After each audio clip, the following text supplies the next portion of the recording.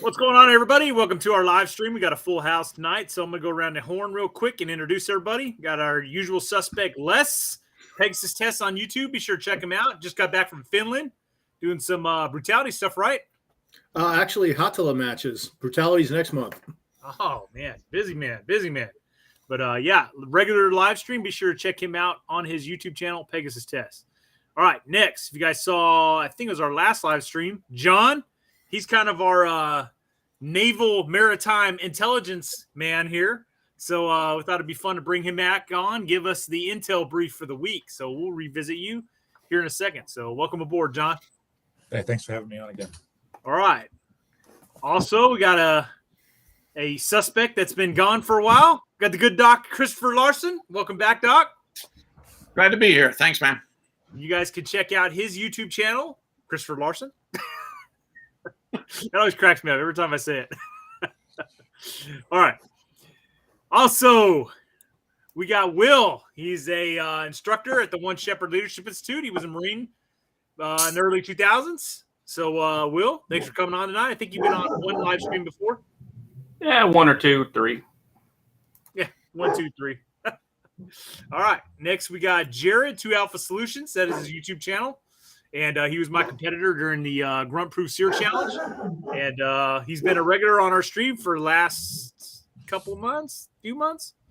So Since, probably around the first of the year. Yeah, I guess fucking time flies, huh? It does. But he also has his own tactical training company just like Les. So, Jared, thanks for coming on tonight, man. Thanks, man. Appreciate it. All right, guys. So that is our panel tonight. We might also have Randall from Grunt Proof checking on. I know it's getting late for him. He's over in Germany, but he was just doing his live stream of his own.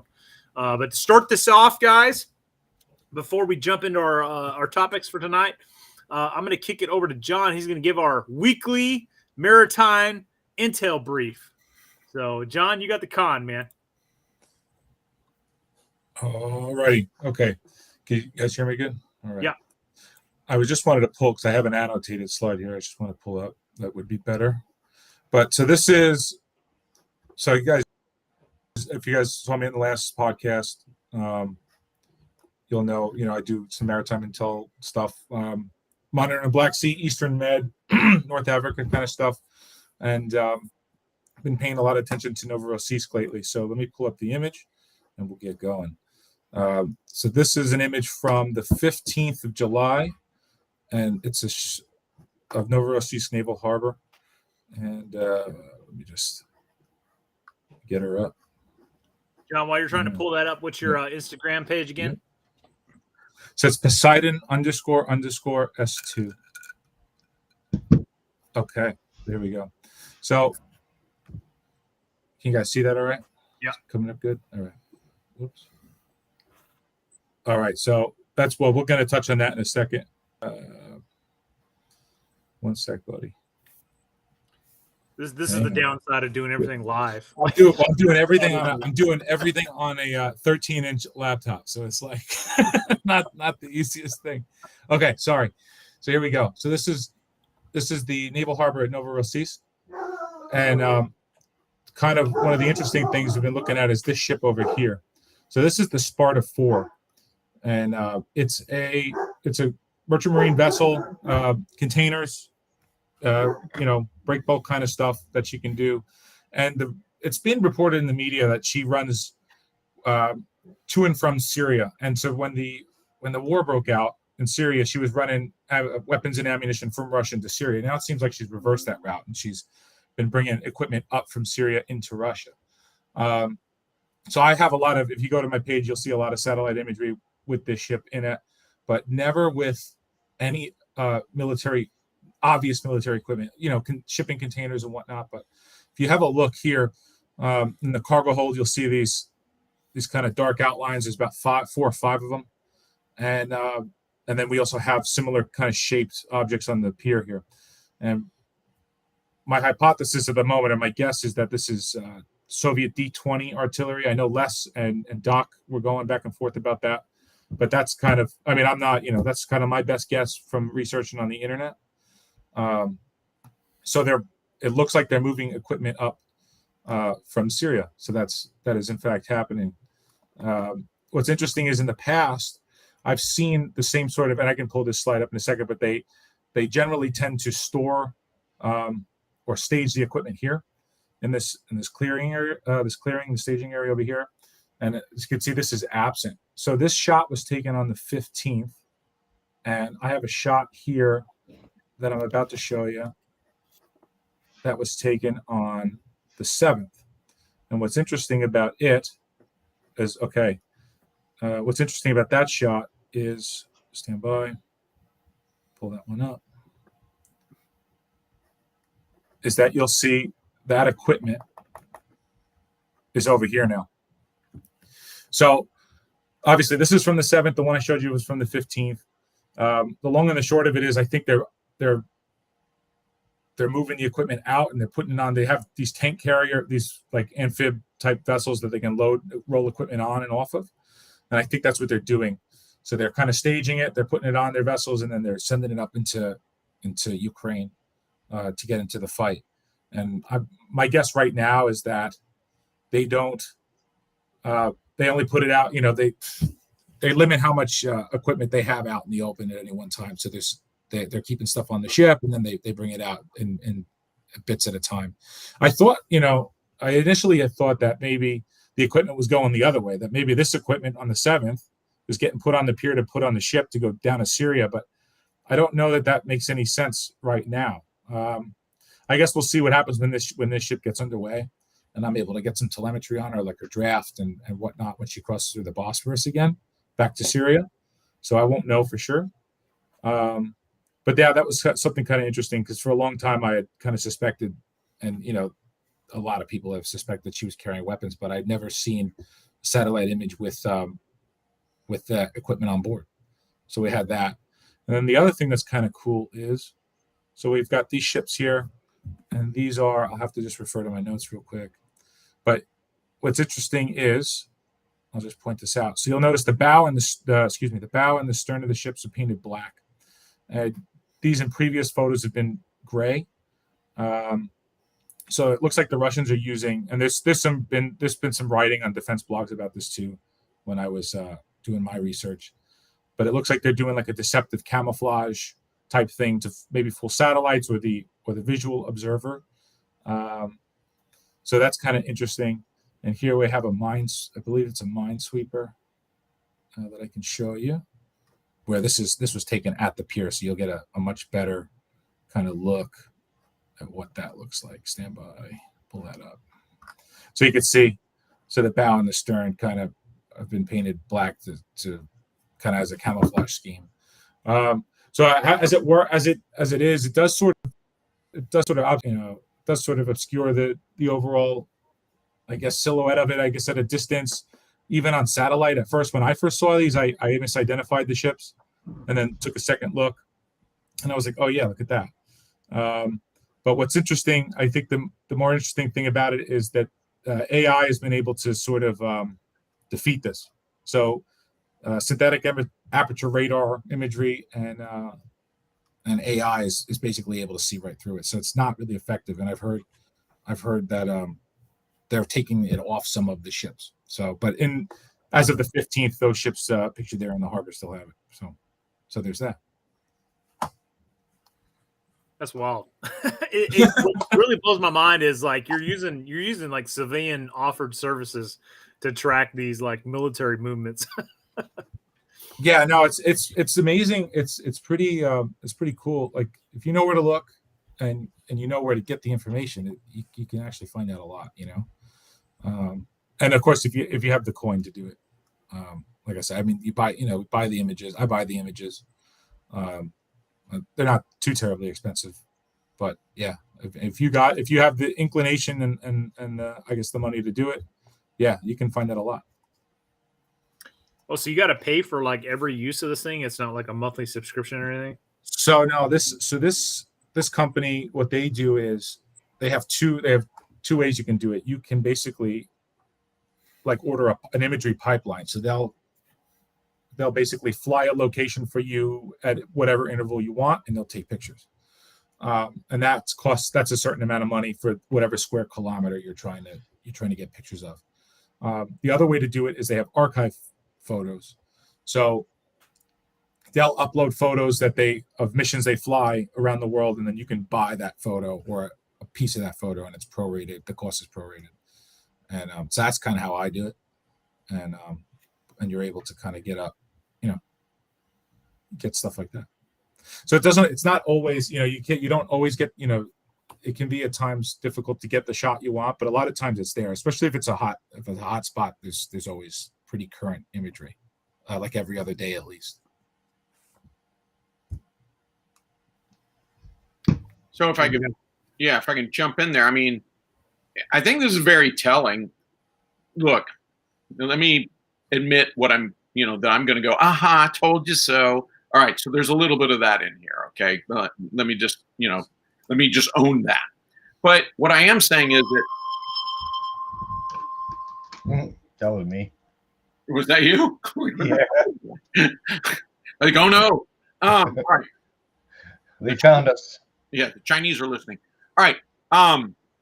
What I'm trying to say is this, that whatever war we're fighting, we tend to think not only, they say you're always fighting the last war. There's an old axiom that says that. But we also tend to think that this is the war we're going to be in forever and ever.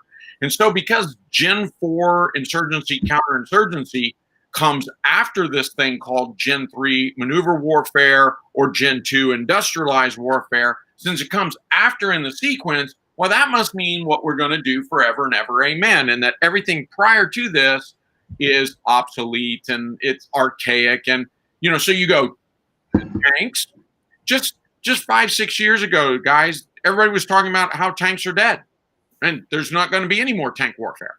And, if you had said 5 or 6 years ago, trench warfare, you would have been laughed out of the room. Right. And so now what we're seeing is we're going, holy moly, look at this. Merchant Marines. Wait, merchant commercial ships are relevant to strategic and operational success? Well, the truth is they always were. They always were. When we invaded Iraq both times, it was merchant navies that got our armored vehicles there and everything else. So, and our logistics and whatnot. So I will say that, no, this isn't just, the U-boats are going to sink the merchant Marines going over to England in World War I and World War II. They were always relevant. But I think now that we're not fighting against a local insurgency or even a global terrorist organization, but the fight is against peer and near peer, we're once again going, wait, what are our national powers? Diplomacy, information, military, economics. And so, yeah, merchant Marines as relevant as ever. And who knew, right? And we never thought we'd be fighting in a trench warfare scenario again either. And here we are over 100 years later. Yeah, well, the truth is, if you include in trench warfare what's often or more recently colloquially called, subterranean warfare, and you go, okay, hold on, because I can go to trench warfare and say, look, it wasn't just World War I; it didn't end there. Though maybe the most egregious use of this was the Iran-Iraq war that ran all through the 1980s, right? But there were others here and there. There were other examples of trench warfare. But when you start saying subterranean warfare, you're going, the Chu Chi tunnels of Vietnam, the Korean DMZ, the Hezbollah Israeli DMZ, the Gaza situation right now, right? And so you go, yeah, there are, Tora Bora in Afghanistan. They bored in and they had tunnel systems. And so when you start to think of trench warfare and tunnel systems, or again, subterranean war, you realize, man, this is still as relevant as it ever was. Yeah, Les, correct me if I'm wrong, but didn't the Iraqis build elaborate trenches too during Desert Storm, the lead up to Desert Storm? They did, and they made nice, convenient mass graves as we just plowed them under. God! Well, jump trench, bulldoze it in. Matter of fact, that's pretty much how first, second Mardiv did it, and I think the Brits did too. 7th Corps just moved so fast they just stomped over them. But look who paid attention to that, Les. I'd say Vladimir Putin paid attention to that, or at least his generals have, because when you look at what the Ukrainians are going up against, it ain't just a tank ditch. That is some dense minefields, wire forward, tank ditches, and rows of trenches and bunkers fortified. Oh, absolutely. And you know what? Kudos to the Russians. They had about 9 months to fortify their positions. Seems like they didn't sit on their ass, basically. Hence why you're seeing 8 weeks into a counteroffensive, you're really not seeing anything more than probing and shaping operations. There have been no major thrusts. And we're probably about 90 to 120 days of campaigning time left. Probably not going to see one, to be honest. I hope so, but you're right. That's a tough nut to crack. Yeah, because I mean, we're talking defenses in depth of probably 20 miles. Additionally, if you go by World War II standards, like the battles around Voronezh, Stalingrad, and Bryansk, like that, their defensive depth was measured by hundreds of miles. So these are fairly shallow defenses, relatively speaking, historically. Yep. Yeah, they definitely made the most of their time. That's for sure. Yeah, they clearly didn't fuck around. To give credit where it's due to the Russians, they realized they can't fight Western-style warfare. Airborne, heliborne operations don't work for them. They're unable to establish air superiority except for very local circumstances. So, they went back to what's tried and true and works for them. They're establishing defenses. And it seems to be when the Ukrainians make an armored probe, they go back to the old Soviet tactic of the fire sack, and that's how they're getting their kills on the Leopards, just drawing the enemy into a place where they can amass their firepower. I want to introduce everybody to Randall with Grunt Proof. Thanks for jumping on tonight, brother. Hey, what's going on, guys? I know you Awesome just finished up your own stream, right? Yeah, I caught the tail end of the Intel brief. It's a cool addition, by the way, and a little bit of Doc Larson there. Kind of humbling to be part of this panel. Oh, yeah, Randall's all over your nuts, Doc. He's been begging to jump on a stream with you. Just FYI. No, now he's gonna figure out I'm just a nerd. It was the militia video that drew me in.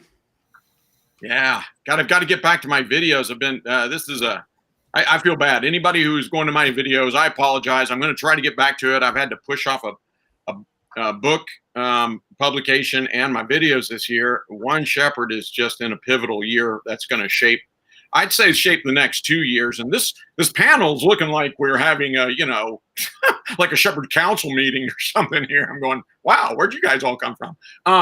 But yeah, it's a bumper year for us. It's going to shape the next 2 for certain, and arguably is going to shape One Shepherd for the next 5 to 10 years. So I've just been swamped, and I apologize to everybody for not being more active on my Facebook page. It'll come, I promise. It's good stuff. I actually found the One Shepherd stuff through Brent. So, gee, that's a surprise. Nobody's ever found One Shepherd that way. Right. So when are you going to come out and join the rest of the panel and get your black hat and teach for us? Oh, hell Brent yeah, has man. One Shepherd stuff on his channel. Say it. If I'm ever in the country when it's going on, I'm in. Well, let me go ahead and say that, Brent. I was going to ask your permission to say that anyway. Tomorrow night is open registration, so it's 8 p.m. Eastern, whatever that is, 7 Central. Yeah, fall semesters open up for registration tomorrow night. Yeah, so I'm glad you brought that up, because that's gonna play in heavily in conversations that are going to transpire here, because I've got a few things on my mind that I want to throw to the panel, and I think we got a great group to discuss things tonight. So. All right, so now we got the Intel brief out of the way, and welcome Randall aboard. So we're going to roll into our first topic of the night. And if you guys haven't seen it, I posted an infantryman's guide video the other day, pretty much just talking about different considerations for an infantry rifleman's rifle, right? And the kind of things that go on it, and the kind of things you want to look for developing your infantryman's rifle. Okay, Doc had posted a comment on that video, and I thought it would be an interesting topic to discuss and kick around. So, Doc, I'm going to kick it over to you, man. Go ahead and fill us in on what your comment was, because it did generate a lot of replies from a lot of different people, and I think it'll be a good one to kick around. So, yeah, thanks, and I appreciate the opportunity to talk about this. So, Brent's video was on how to select the rifle for your next grunt mission, right? It's an infantryman. I think he said the infantryman's rifle. And if you haven't seen it, go see it, because he starts off by saying the obvious, that if you're in, active duty, reserve duty, you're just given whatever they give you. Now, hopefully it's good stuff, but nonetheless, there's very little leeway you have in saying, I don't want to carry that. So that's the first thing. But then he explores a whole bunch of situations, both civilian and military and law enforcement and other variants of that, where you do have far more leeway in selecting a rifle. So he goes over a wide variety of rifles and different features, and everything from slings to optics and irons and which rifle and caliber and all this stuff. It's very well done, and I appreciated this because can I say which video it was? Because he's a cool guy. I don't mind giving him a shout out. And he also considers you to be his daddy. So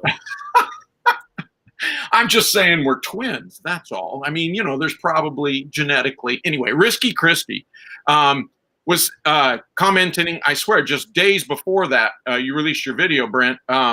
He was saying, yeah, the veterans aren't, gun fanboys like us civilians are. And it was a funny comment he made, and it got me to laugh.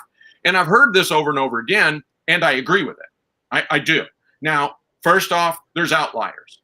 In the military, I guarantee you every rifle company has those 2 or 3 guys that are just sitting there talking about steel, how the barrels are cold forged and everything else, and what your load data is for your round, and they're nerding it up. And generally those guys are also the platoon snipers, because they're passionate about what they do. So certainly we do have fanboys in the military service, but they make up such a small percentage. We're talking single digit and on the low end of that. At least in my experience, that's the case.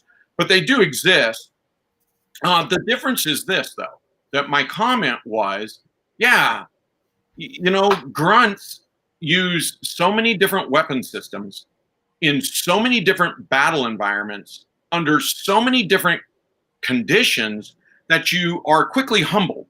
And it's not that we don't have our favorites, we do, but the firearms that we least like, you find out just how lethal they are, whether you do that in training or combat or a combination of both. You're like, wow, that really crappy rifle gets the job done.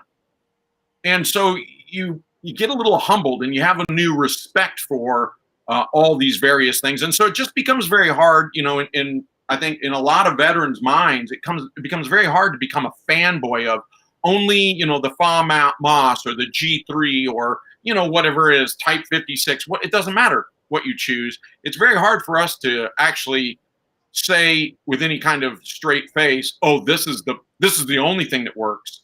It's the best thing that works. And if you don't have this, you'll lose the war. Well, no, that's not right. And so that was my comment. And I wanted to make that comment to follow on Les's video, because I think there is this misperception that military guys they're sloppy and they don't care. No, we do care. We do have our favorites. It's just that we have a whole lot of experience with a whole lot of firearms, and we go, wow. And I guess the other comment I made at one point, answering some of it because it got a lot of responses, was, I've been in a bunker while mortar rounds are dropping, literally in Kirkuk, while mortar rounds are dropping and being walked down the airstrip. And I was waiting on a C-130, so that was a long wait. But anyway, we're in this bunker, and I seem to recall guys are talking about, I don't know if it was the G36 or whatever the hell it was. It was HK something, and they were giving a lot of HK love. And I'm sitting there thinking, dude, we're being shot at from 6 kilometers away, and you guys are talking small arms. I'm like, okay, why not? That's it.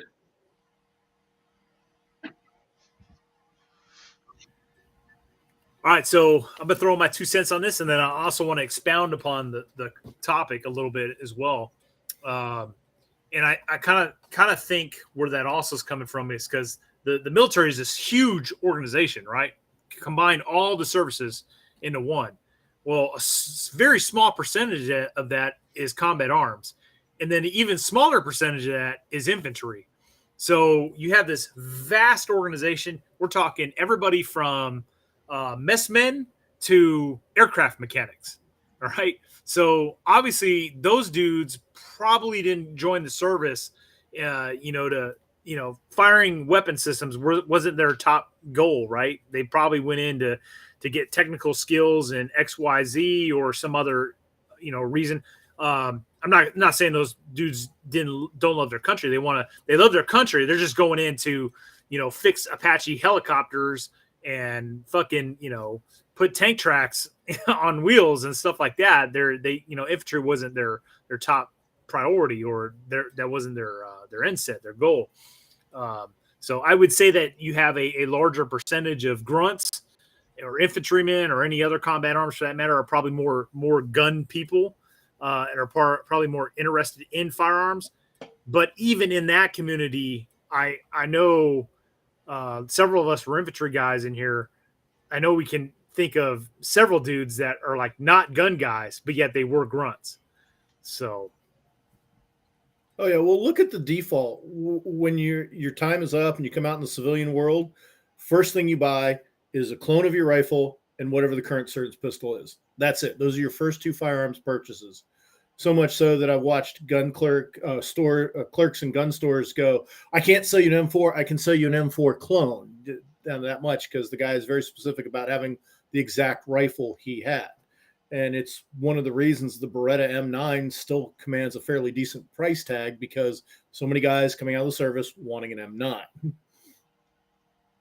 Matter of fact, I would be willing to make the very bold statement that veterans owning M9s they've bought on the civilian market probably equals more guns than in the entire U.S. military inventory. Because I can tell you, whenever I got out, the last pistol I wanted to buy when I got out of the military was an M9.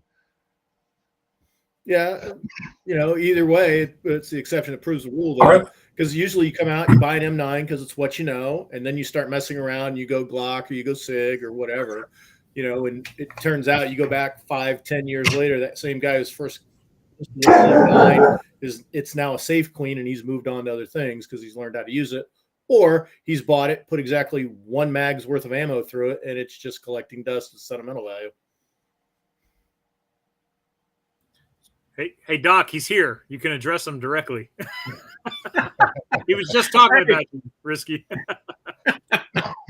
His ears were burning. And Risky, I will let you know that following up on what Les said, I got out of the Army and I bought a 1911 because those bastards have failed me in more environments than any handgun on the face of this planet, and I love it. So I'm going to agree with Les too. I went out and bought a clone of an M16A4 as my very first AR-15 after I left active duty. Yep, A2. Same here. A2 still got it. I bought an A2. Yep, an A2 when I got out because that's what I carried. Mm-hmm. That's what I got. And so there's a little bit of that is, a little bit of that is our quote unquote favorite. And a little bit of that is just, no, this is the one I know and trust. Because let's be honest, all guns fail. It doesn't matter what we're talking about. Brown Bess, they fail too. So all guns fail. And we've used these, again, under so many conditions, under so many environments, stressing out. They have failed us, and we have learned to get them back into the fight. And I think that's why we love them. That's why we trust them. It's like, well, when this one fails me, I know what to do. Oh, without a doubt. And let's be honest, in an M16 series rifle, if you can make the thing run under blanks, any live ammo malfunction is child's play. If you can keep that gun running reliably under blanks, then live ammo, whatever malfunction you blow right through it. Yeah. It's a shame when we get out, we can't buy a freaking 240, since many of us have known to love and operate that.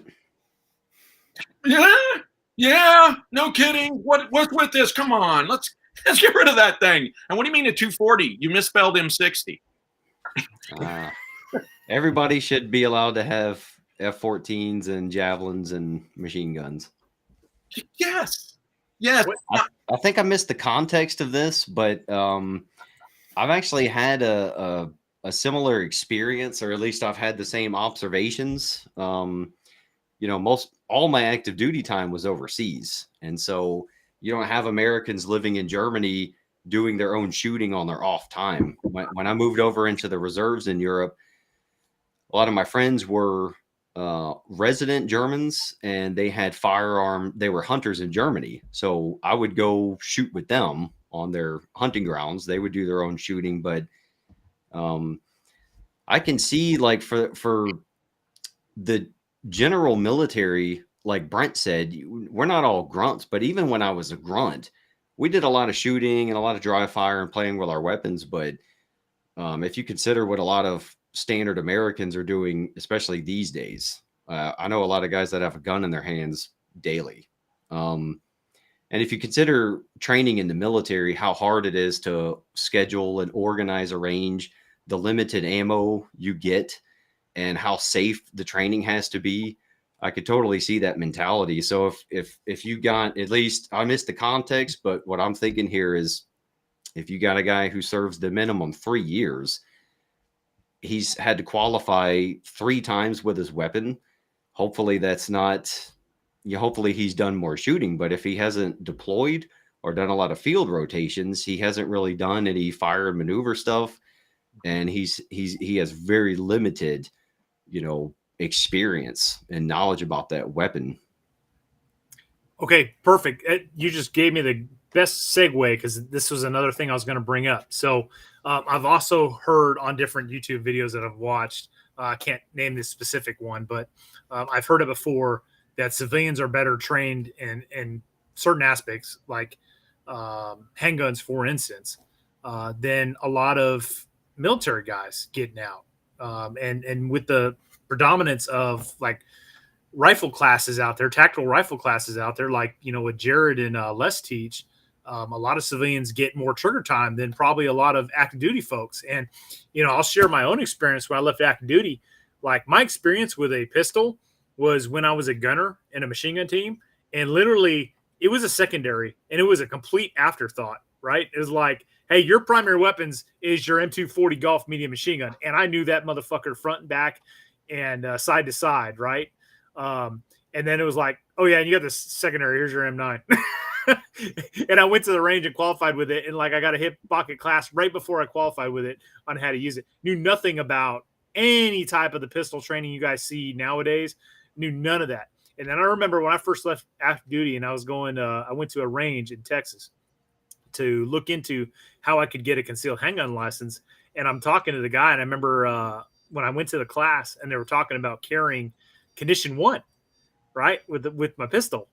And I remember that just blowing my mind at the time, because the military is so regiment in its procedures, and you're gonna face down range, insert a magazine of X amount of rounds, make ready, you may fire when your targets appear. You know what I mean? So in those aspects, yeah, sometimes you do have a lot of more civilians that are probably more trained than military guys coming out. But, I would argue also Jared, Randall, what Randall brought up, guys that go on deployment, different mindset, walking around condition 1. So I don't know. It depends. To defend the military, there's a reason they're like that, because as legendary as stories of lost second lieutenants are, there's also the legendary stories of corpsmen and medics and their accidental discharges with their pistols. Absolutely legendary stories. So, it's like they don't train, but then they overcompensate safety-wise because they don't train. Yeah, no, I was the same, Brent. Obviously I'm a generation before you, but I did the exact same thing. I spent 9 years in. I qualified on a handgun, and yes, it actually was. I was a machine gunner 2 years. I carried the M60 and the M1911. Yes, that's how old I am. Thank you very much. 29, if you're bad at math. Wow, dinosaurs aren't extinct. All right, but point is, I did the same thing. I qualified that on that 1911 2 times, once for 2 years, and it's the only firearm, by the way, in the United States Army Infantry. Is the only firearm I qualified expert from day one. Everything else I had to learn how to do, but of course I was horrible with it, and that's all I ever carried. It's just as Brent said, and of course everybody else here knows. You get a machine gun. Was it a flintlock? Yes, it was an M60 belt-fed flintlock. Really, really hard to get that thing to shoot fast. God damn him. That was really a good burn, man. Wow. And Jesus was my A gunner. Okay. Anyway, where was I going with that? So yeah, so they give you this machine gun, this beautiful, glorious machine gun. You just drill the living piss out of that with your crew, and you know it front to back. I can still give you all sorts of trivia pursuit because we'd sit there and play that with the gun, but literally the gun, the machine gun. And then they give you this other thing, and they're like, "Oh, this is yours too." And you're like, "What the hell is that? What is your pistol?" Every machine gunner gets a sidearm, and I'm like, "Well, what do I do with it?" They're like, "What do you do with it? Duh. You shove an oil rag right up the magazine well, wrap that puppy in there, shove it in a Ziploc bag, suck out all the air, and you shove that in your holster so that when you get back from the field in 3 weeks, you don't have to clean it." And I was like, that is the smartest thing ever. So I carried this paperweight around in all of my battle simulation. And yeah, that's what I thought. I still have this stigma about handguns to this very day. I will, it's my luck that I'm going to be gunned down with a handgun because I'm like, you mean the Girl Scout gun?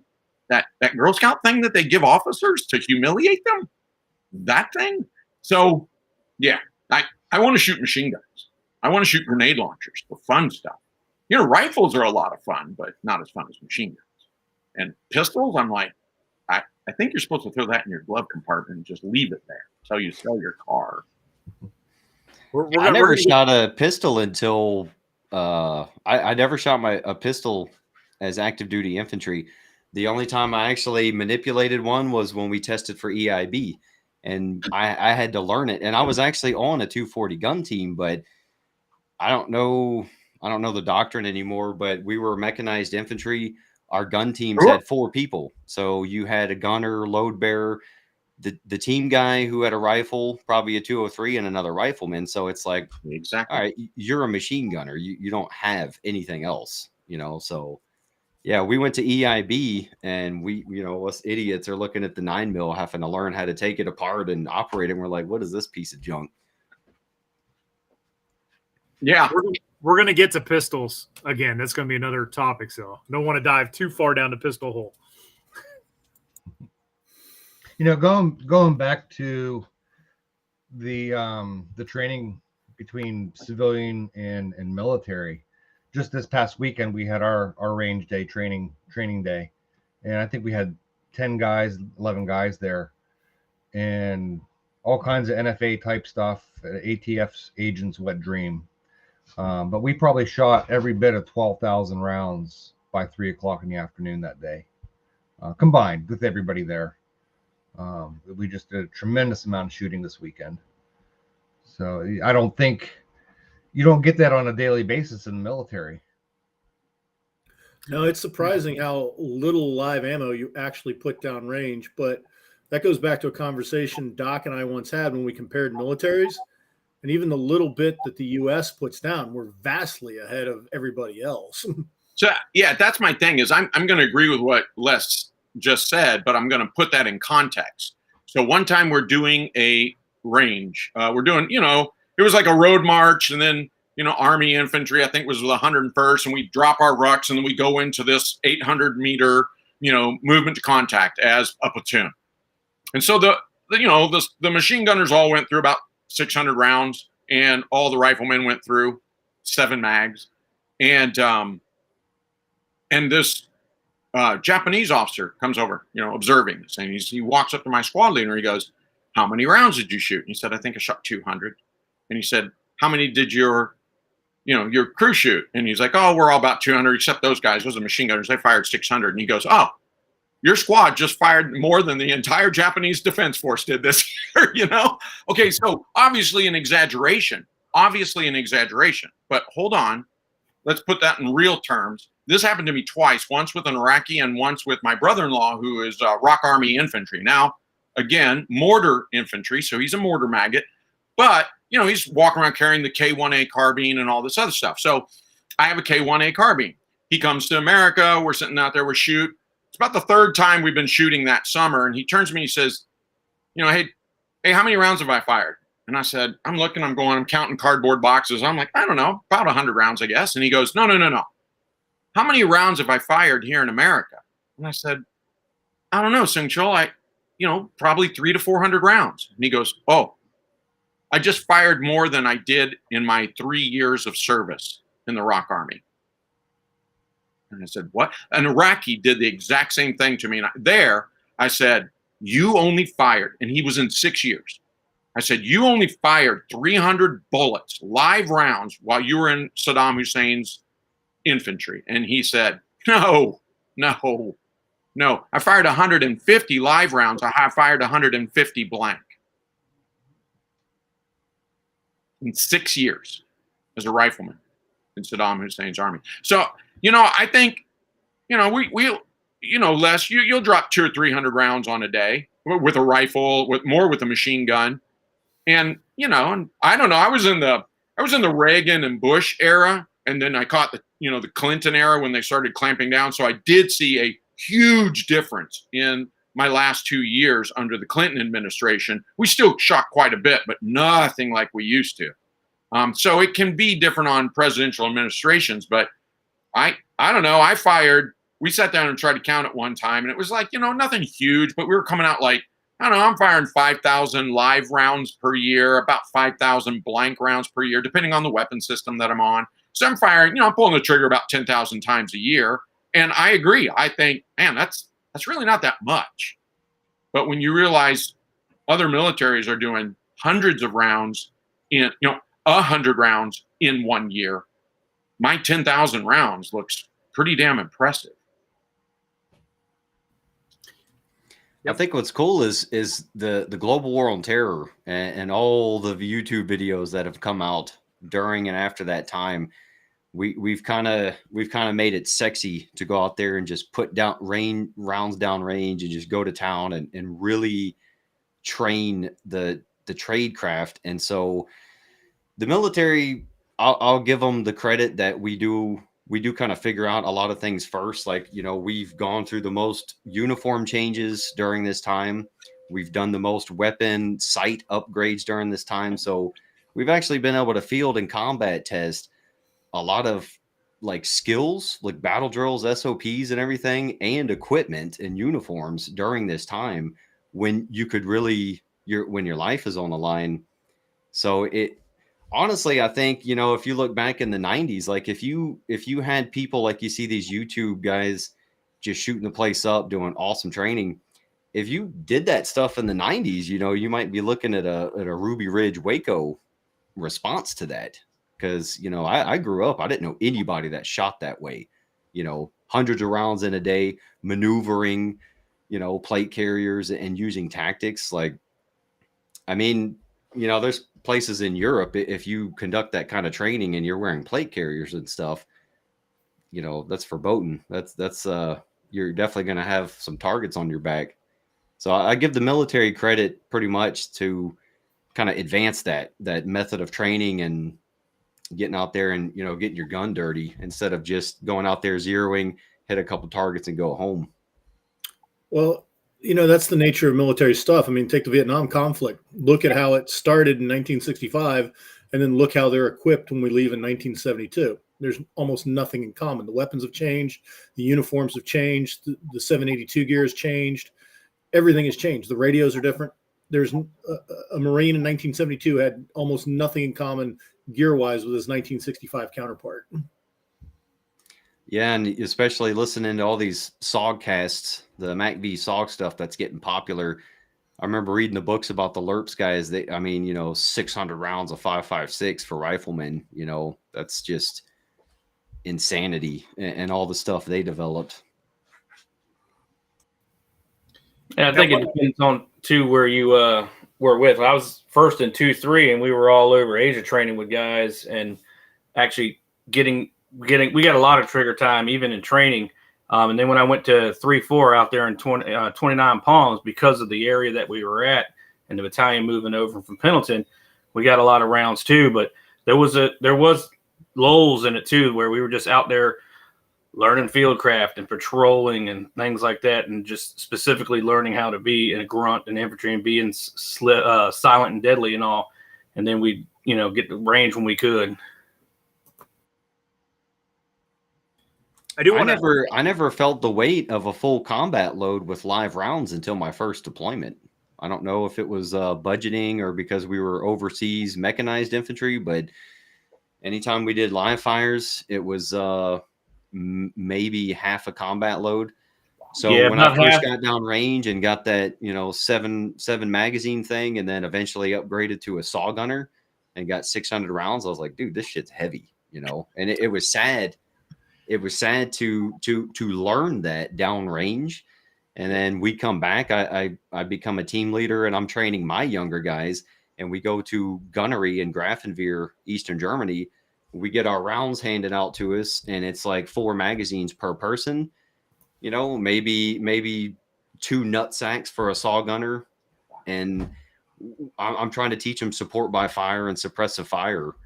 And we got, and then the next deployment's Ramadi, where it's like, mag dumps and black on ammo and everything. And they're like, we didn't train this way. And I'm like, I know we didn't.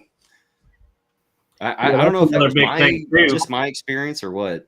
Where you never, you always heard in training and classes and all how you were going to spread load machine gun ammo and mortar ammo, and the saw gunner's going to have more. When you went out there and trained, you only had a very little, enough just for you. You didn't have to spread load it and all until when you finally went down range, you're like, holy moly, this is a lot of ass weight. Yeah, like we would train barrel changes and everything like that just to train it, but we never actually had to do them. It was like you said, in combat. That's when you're actually like, oh, okay, yeah, we got to barrel change for sure. You bring us some excellent points. So like typically how it goes, like in the Marine Corps, let's say a rifle company is going to be doing a platoon or squad attack range, right? And they draw so many rounds out of the ammo supply point, right? And the company gunny math, you're like, all right, X amount of each individual rifleman's going to get an allocation of X amount of rounds because he's breaking down those numbers per Marine. And I can't think of a single time where like we did a live fire range and like each individual Marine had a no shit combat load. Really? But with that said, I want to bring this up, right? Because I don't want to sit here and say like your average civilian that shoots and trains, at training institutions is better trained than your average infantryman, because what they're not getting is that field suck factor, right?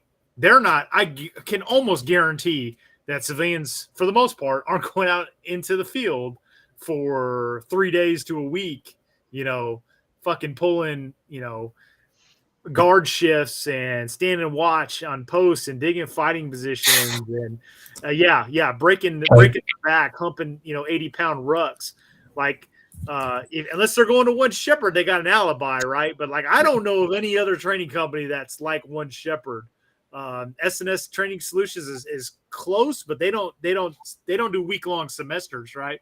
So it's like, and John, I'd like you to throw your 2 cents in it because you are a civilian, right? You served in the Maritime Marine.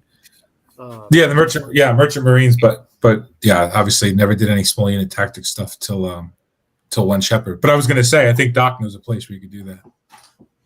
So but I think that's because that is absolutely something you cannot prepare yourself for unless you do it, and you get the training. That is a whole different skill set in and of itself.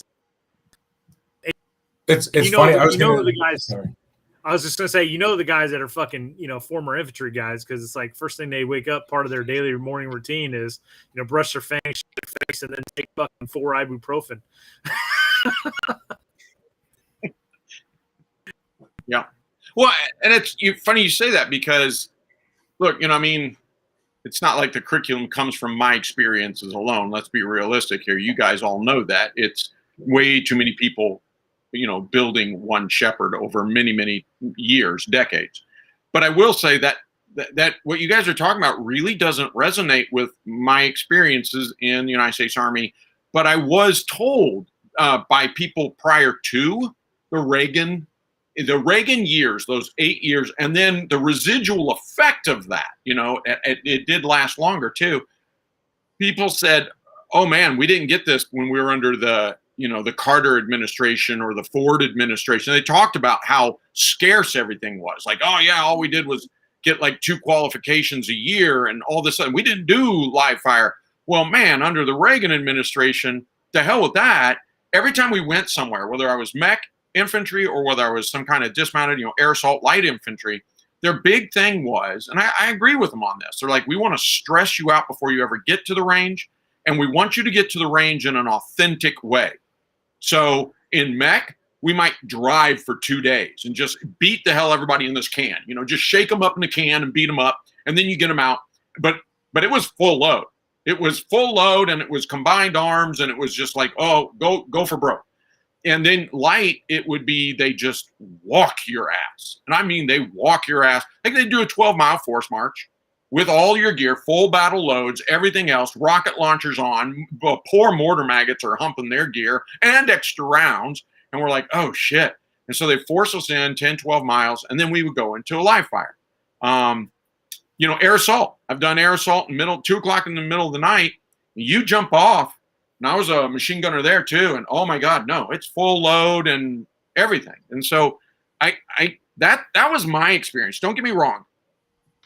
It's still done that way. It's just that you went from doing this, let's say in a quarter, a quarter of a year, you might do this 3 times. Well, now under the the Clinton administration, you're going to do it once if you're lucky, So I might only get 4 of those a year, 3, 4 of those a year. So it was greatly diminished, but their thinking was still like that. So it's really surprising to hear you guys say, no, they're not thinking like that anymore. Because I agree, you should not be humping in combat and then figure out, holy shit, my gun team can only carry this much weight. You should know that long before you ever showed up in theater. Yeah, we used to do, before we get ready for deployments, we do like McCree ops and things of that nature where we would have everything combat load. We'd do humps. We'd get to where we were going, full combat load. One year it was 1-2 days. Next one it was 3 or 4 days where they put everything together. Yes, even those poor 50 cal guys had to carry them damn barrels around with them for a little while too. But we would do that with full combat load. Then we would incorporate, like an objective and things of that nature so that we weren't waiting until we got overseas and then, oh shit, here we go. So there was, at least for me when I was in 2-3, we didn't just go from just some little bit of training ops to boom in theater. We did still stagger it and get it under you because you can't, like Doc says, you can't wait to the last minute and say, here guys, here's all your shit. Let's see how you do. Because if not, all you're doing is setting yourself up for failure. Yeah. So that's a big thing in One Shepherd is to make you hump your shit out, right? And it's why I'm such against, we will do, fastballs and stuff like that. We will do some logistics when it makes sense in the scenario. But it's why it's so critical to me that I'm like, look, here's your basic load. Make this work for the next 48, 50 hours. You're going nonstop. Go. And now you're going, oh, shit, I got to do ammunition management in my head, not just as an individual, but then as a fire team or a squad, you're like cross-loading. I mean, you guys are shaking your head going, yeah. I think that's why it's so critical that we do that in One Shepherd is because you got to learn. You're not fighting this as an individual. You're fighting this as a squad. And Doc, we've experienced that at One Shepherd too. So like a military guy that goes to One Shepherd and he's in an FTX and it's like, hey, we need to spread load our magazines, right? We just had a big, first fucking team had a big firefight and they expended, a quarter of their ammunition. Well, second team didn't fucking get in the fight. They have a full combat load. We need to spread load. And we've had civilian guys that are like, well, these are my rounds. I ain't giving up my ammo. I paid. These are my rounds. Those are my rounds. I'm going to shoot them damn things. And it's like, that's the kind of thing you need to learn, or you learn in the military, right? Like you think big picture, like, hey, no, this is a team effort. This is and I'm not shitting on civilians at all. Like John, guys like John understand it, right? Yeah. But I'm just saying, like the entry level guy that goes to One Shepherd, he might not be used to that type of mindset. And be like, there have been guys in the past that have been like, well, I had to give up, 2 of my magazines that I paid for. Like, but you'll see the guys like John and all, and guys that we know that One Shepherd that have no professional experience. Once they get into an FTX and understand that, they're all about, hey, it's all about the team. Then there's no I in team anymore. Yeah. we're going to do. Yeah, it takes only one FTX. It's a good gut check. Like if you've never done anything like that before, it's a good gut check. I mean, from where I come from, there's some things that cross over, like coming from the ships and stuff, like making sure your guys are squared away and shit like that. But in terms of humping gear and doing the thing, you don't know what you don't know. And every time I'm there, every semester I go to, I'm like, wow, I don't know anything. I remember my first semester when I came up to One Shepherd and realized that, hey, on day number 2, we're going to do a 2-mile hump. Well, to me, I was like, oh, hey, we're going to do a hump, not remembering that, I know how to wear gear and I've done it before and I've walked with it and my feet have carried that weight. But for somebody who's never done it, to then get out there and realize, holy moly, and we stress out there, hey, wear it the way you're going to wear it in the FTX, because if you have only been a guy out on the range and you've been wearing just a little bit of weight or a plate carrier or something, it's a whole different ball game when your ass is walking with a pack, with your weapon, how it's going to ride, and I'm glad, Doc and them have developed that to do it early, so they're not waiting until the FTX to get out there and then they're like, holy shit. That's what's that? I was just gonna say that's a prime example of where your military guys better trained, right? Just the fact that, like, hey, we're in a rucksack in conjunction with gear, and then you go on a hump.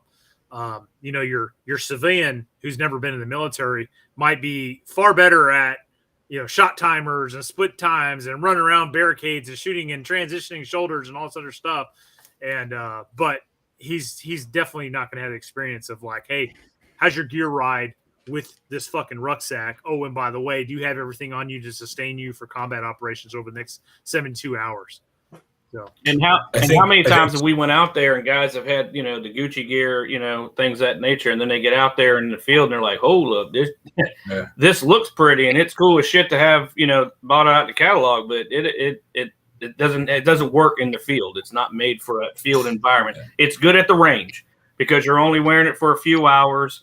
But when you're having it in the elements and you're having to wear it a long time with weight, it's a good thing about One Shepherd too, is guys realize, hey, I got to pick some better gear or what have you because it's falling apart or it's not riding well or it doesn't work for what we're doing. All that shit on my chest. But then when I'm laying in an LPOP in the prone, and I'm all up off the ground, they realize, hey, I need to figure out a different way. And like Brent's saying, we've done that for a living before, so we've already learned that, and the guys before us taught us that what worked and what didn't. These guys are just having to do it now. Yes, they do, Rich. You learn real quick if you like I like gear, right? So you learn real quick, like, all the shit you just don't need. How little you actually need to go out and do the thing, which is cool. But yeah, it's like that right before you step off for the FTX, like not bringing that, don't need that. Yeah. And that's every semester is like that. And don't get me wrong, cool. John, I see some cool ass shit out there. I'm like, wow, that's fucking badass stuff. But is it going to work in the field? I mean, it's cool as shit in the fob. Don't get me wrong. Having your cameras and shit and all this, that's just badass. You look like something from Starship Troopers or something, but is it going to work in the field? And when it's fucking raining for 3 straight days, is the shit going to die in the first 10 minutes, Well, I was going to say, yeah, I think a big thing of it is a lot of guys, we came up during the GWAT. So we were watching guys go on raids. And, it's you get in the Humvee, go on a raid, get in the Black Hawk, go on the raid. At the end of the day, you're going back to the FOB. You're not living in the field for 3 days and doing patrol. Like it was just a different kind of fight, right? But that mission, the equipment was born from that mission. So that's what everyone's been, that's what you see and that's what you imitate to a degree until you go out and actually do the thing. And then you're like, no, actually, I don't need I need a $30 Alice rig. That'll work. It's interesting. That's one of the great dichotomies I've loved at One Shepherd is you watch the veterans come in. I'll use myself an example. Same battle rattle from the first FTX to the last one I did. That battle rattle has not changed because it's worked for me since the 1990s. I've epitomized it to what I want it to do. And for patrolling, it's the greatest rig. Now you take somebody who comes in, they have no military experience. I wish we had pictures of first FTX and then picture of very last FTX when they've completed them all, because they will have none of the same gear except for maybe the belt and suspenders. Not only that, So, my wife is a photographer, and, she hadn't done this for a while, but for many, many years, I'd get her out there and take pictures at the end of each semester, right? And, she's a little Korean woman. So she doesn't she's not an American. She is now, but I'm saying it, she's become Americanized. And I remember one time she was like showing me this picture. She's like, look at this group of people. So I'm like, yeah, okay, there's one shepherd guys. Yeah. And she's like, no. Here's that same group of people. And she was showing me like, 3 semesters earlier. And she's like, look at this. They didn't even know how to hold a firearm properly. They're all like, me, like this. And she's like, look, she wasn't talking about the gear, but you're right, Les. But she was saying, look how much more confident they are now. I mean, they're all like badass, leaning in, their camos up, they're just like, okay. And that's not at the beginning. That's the end of it. They're like, we did the thing, and they're just so much more confident as warriors and leaders. And it's just fascinating to watch that. But, it happens. You watch that metamorphosis over those 6 semesters. It's pretty damn encouraging. Jared had a, why do I always do this? Randall had a good video.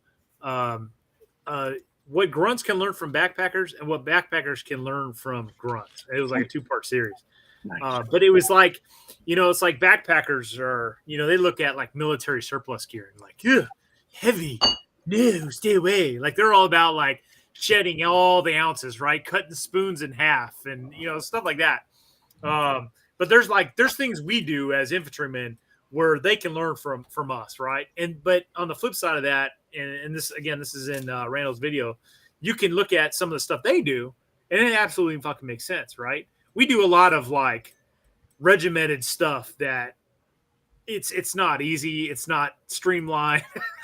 It's more for accountability. It's more like administrative purposes than some of the stuff they do, and we could actually learn a lot from them. But the flip side is like, yeah, they can fucking learn a lot from us. Like, suck it the fuck up.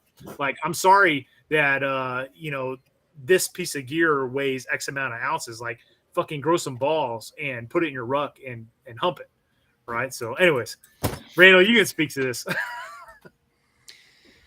Yeah, and I got heat from the grunt side too, because I remember, like you guys are talking about cross leveling stuff. That's for equipment too. So you get your shit packed and you're ready to roll out on a mission, and you're thinking, oh, I got a light loadout tonight. This is going to be sweet.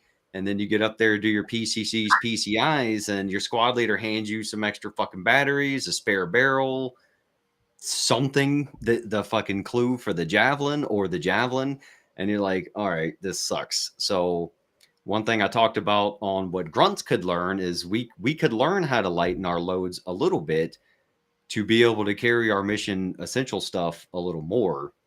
And yeah, both sides butt heads on that. But wait, you guys were talking about the difference in training, and I think that's interesting to hit on, like with live fires and stuff. So Larson, the older generation guys, I doubt you guys had to deal with this, which is why I hate my generation. But when we did our FTX training with blanks, then we do our gunnery fire and maneuver and get used to that. But it's all so super safe, and the Army kind of trains guys to be scared of their weapons. So like you were talking about your picture guys being more comfortable with their weapons. When you're down range for a couple months with guys and you've had a saw go off right next to your head, or a 50 cal right behind you over your head, then you can appreciate how we should be training as we fight. And all the Army manuals preach this. Every leadership school we go to talks about train as you fight, train to standard, all that stuff. But then when you actually go do these Army garrison range and even FTXs, it's the safety overrides the realism. So, going from these ultra safe ranges where you're moving around a little bit, but they'll shut a live fire down if a guy stands up before he puts his weapon on safe. And then you get down in war and we're clearing rooms. We've murdered guys getting into buildings. And I notice you know, one of my guys has got his shit on fire. And I'm like, okay, well, you know, he hasn't shot anybody yet. Hey, put your shit on safe. Let's move out. But you know what I mean? This modern military way of training. It's just that was always one of my big things. It's like, okay, if we're going to train as we fight, we've been at war for, you know, at the time I was active infantry, you know, we had been in the GWAT war for 5 years. And I'm like, why are we still teaching guys to be afraid of their weapons? Wow. And yep. So, you know, like on the post, the worst thing when you're deployed is being anywhere near the flagpole. Yeah. Because you got the Burger Kings and restaurants and this fob mentality. And so if you want to go into the PX and buy a new pair of socks you've needed for a month, you know, you see all the people clearing their weapons they haven't touched in their entire deployment. People still have ADs and fire rounds into these clearing barrels. And we all walk up. You know, if we could, like, the difference in Afghanistan is it was very normal in Afghanistan to see people walking around red, weapons loaded and ready to go on the fobs and combat outposts. Mm-hmm.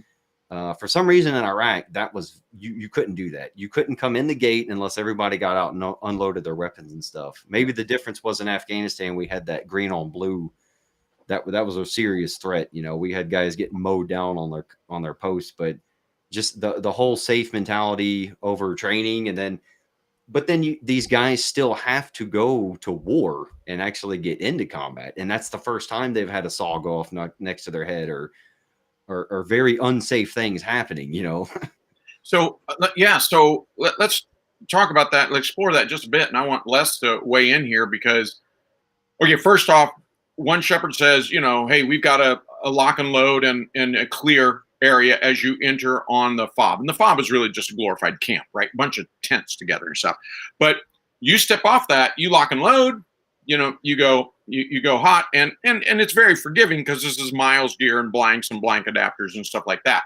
But the reason I mentioned Les, and I'll let him talk about this in a minute, but you know, when I went to shoot with Les, it was the first time, and that was just maybe 5 years ago or something. We went out there and did this jungle walk where we were doing stuff as a squad, and you know, it's live fire and everything else. And it was the first time since the Army, and that's a long ass time for me.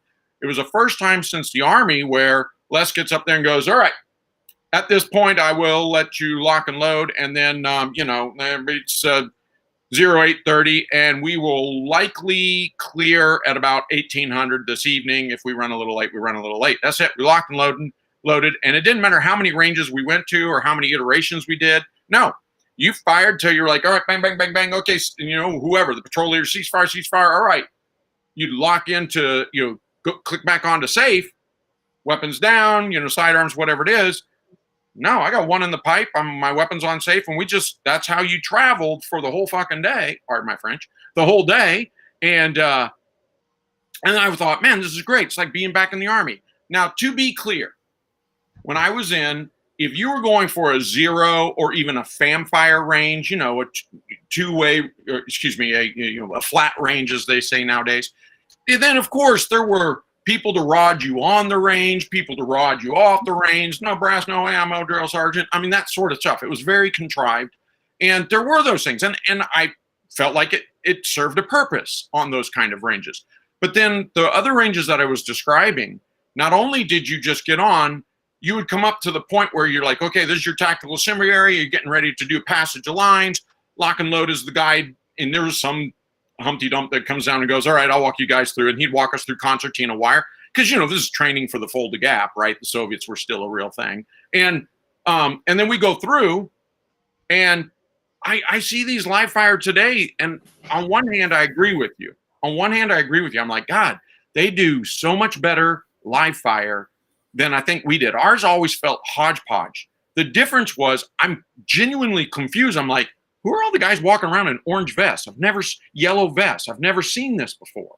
And people are like, oh, those are safety officers. I was like, what's a safety officer? You mean the guy who's in the tower 800 meters away? Because, and there was some risk. Because I remember doing fire and maneuver where our machine guns would go into Overwatch and they'd be shooting and we'd be hitting a trench or a bunker system or something like this. after going down and through the trees and shooting targets there and coming back up the other side, and they're just pouring on. They're switching barrels and pouring it all on. And I remember Sarnesi's going, rocks don't jump, and he's backing up in the middle of the night, and all the tracers are impacting right in front of us. And we're like, oh shit, lift fires, get the star cluster up there to get them to finally lift their fires, because we damn near got fratricide, right? So I guess what I'm saying is there's been good and bad to both ways, and we need to take the good of the one and mix it with the good of the other, because I really do believe the emphasis on flat ranges is probably better today than it was in my day. But on the other hand, our fire and maneuvers, we didn't have anybody walking with us that was wearing a green or orange or yellow kind of safety vest. That shit didn't exist. I've never seen it.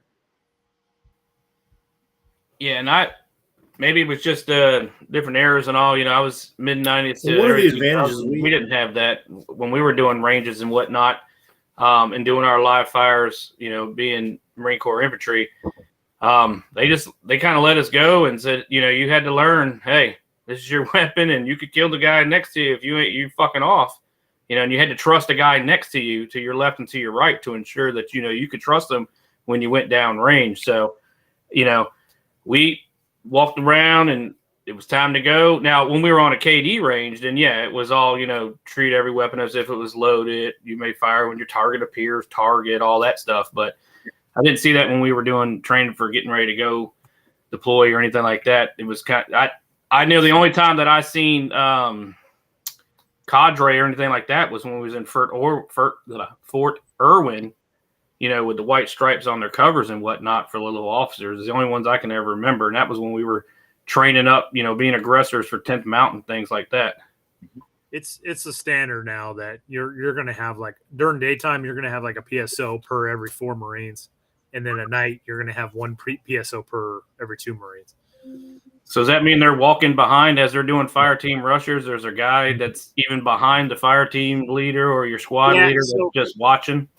You know as well as I do, man. Dudes get tunnel vision, right? And it's like, you're not supposed to shoot 300 mils in front of your barrel, and they're just watching for that. They're just watching for that dude that's fire team rushing and not paying attention, and he's running in front of his buddy's muzzle, and that other dude is zeroed in on his Crazy Ivan, and he's putting 5.56 on that Crazy Ivan. He's not paying attention to that, that peer of his that's fire team rushing, and that PSO is just making sure that those dudes aren't running in front of each other's barrels. Unfortunately, back in, when was this? Probably 6 or 7 years ago, we were running range 400. Well, actually, not my rifle company. A rifle company in our battalion was running range 400 at 29 Palms, which is like the greatest culminating effect of infantry. For those of you who don't know, of an infantry rifle company, right? It's literally a company attack, right? So you have all your rifle platoons attacking this company objective, and you got everything. It's just straight combined arms. You got 81 millimeter mortars dropping on it, 60 millimeter mortars dropping on it. Machine guns are shooting as a section, suppressing enemy targets, and then your rifle platoons are closing with. So it's like the biggest culminating attack range you can think of. So there's a lot of moving parts. But anyways, long story short, one of the rifle companies actually had a guy. He was fire team Russian. Piece of hot brass went into his flak, got him between his his skivvy shirt and his skin, and that hot brass burned him, and he flinched, and it caused his he was aimed in on a target, so his finger was in the trigger well, on the trigger, ready to shoot. Hot brass goes into his flak. He flinches. Well, guess what? He goes like this and sends a 5.56 into another Marine's back. Marine survives. But it happens. But those are the reasons why you have the PSOs. So again, usually it's only 1 PSO per 4 Marines during the day, and then 1 PSO per 2 Marines at night. So not necessarily a bad thing. They're keeping safety in mind. So and hey, if it works, it works. One of the things I think Doc and I had. We would start off with. I was going to say one of the advantages dry Doc fire, and I probably no had. ammo, nothing. And so then you get to get those safety checks, and then we would go to blank fire and do all the same shit, and then we would go to live fire. So I don't know how the Marines do it, but for us, it would Same. be crawl, walk, run before you even get live bullets. Same, but you're not going to get a hot brass going into a Marine's fucking flak vest on the dry run, right? So it's like, how do you prepare for that? Right, but I mean, I was always the asshole. It's like, all right, well, if you can't not accidentally shoot your buddies, I don't want you in my unit. Sure. But the Army, they can't have that. They got to protect every asset. Isolated incidents. That's one of 2 negligent discharges in my 21 plus year career that I know of that resulted in a Marine getting shot by another Marine. So very rarely happens, but it is a thing. It happens. And that's to test because of the safety that they have too, hopefully, and the well training that the guys get. And we walked or crawled, walked, and ran kind of thing too. Yep. Well, it's one thing. I mean, poor Les has been trying to jump in. I keep trying to pull him in, but let me say this. It does make me wonder, though, Brent, because first thing I know about our way, the way it was in the Army, and you guys have described it the same way. We just didn't have walkers. Now, how many near misses? More than I can count. More than I can count. We had a whole lot of really near misses. Shit, I had 25 mics from Apaches one time, impacting among our rifle company on a live fire range. So, I mean, we've had some real incredible near misses, but in 9 years, I didn't actually witness it. I knew of 2 guys in 2 different regiments I was in that got shot. One guy got shot through the chest and through the back and came out front, 308, and the other guy got hit through just above the boot with a 5.56. Both of them lived. So for all of our risk and all of our near misses, you and I have almost the same. I know this is like anecdotal, right? It's not really data. And so it's not going to be predictive. But nonetheless, it's funny that you have all that and you have 2 stories to tell. And I have only 2 stories to tell without all of the range walkers, without all the safety vests. It sounds like we came out to the same end, which makes me wonder how much value do they have if you got 2 Marines shot who survived, and I've got 2 soldiers who were shot and survived. And, I guess the zero risk is what bothers me. The zero risk mentality is what bothers me. This is warfare. It requires risk, And then I'll shut up and let Les talk. Speak less. Well, just to point out is like you and I had one advantage, Doc. RE7s above that were teaching us this stuff probably had at least 1 or 2 Vietnam combat tours. And that was kind of a difference. And they knew what immediate firepower was. They knew the importance of being free with your weapons. And they also knew the risk. They came from an era of time where, probably losing a private or 2 on an exercise wasn't the worst thing ever. Now and it should be a career-ending move for a commanding officer. But back then, that probably just knocked you down a point on your OER. So it's just a change in times. We luckily got it at the right time. Yeah, I mean, talking about the generational stuff is funny because it's also a cultural thing. Like when I was across the old E6 deployed to Afghanistan, I was a Pogue supporting some badass scouts. And I would just tell them some of the situations I had in Ramadi as a grunt. And it was unbelievable, like you're talking about rounds, almost friendly fire and training, but I don't want to get into war stories, but just, what if you did something on a range, some of the stuff we did in Ramadi, it would be like you're kicked out of the Army, you got a squad stacked up running to a compound door.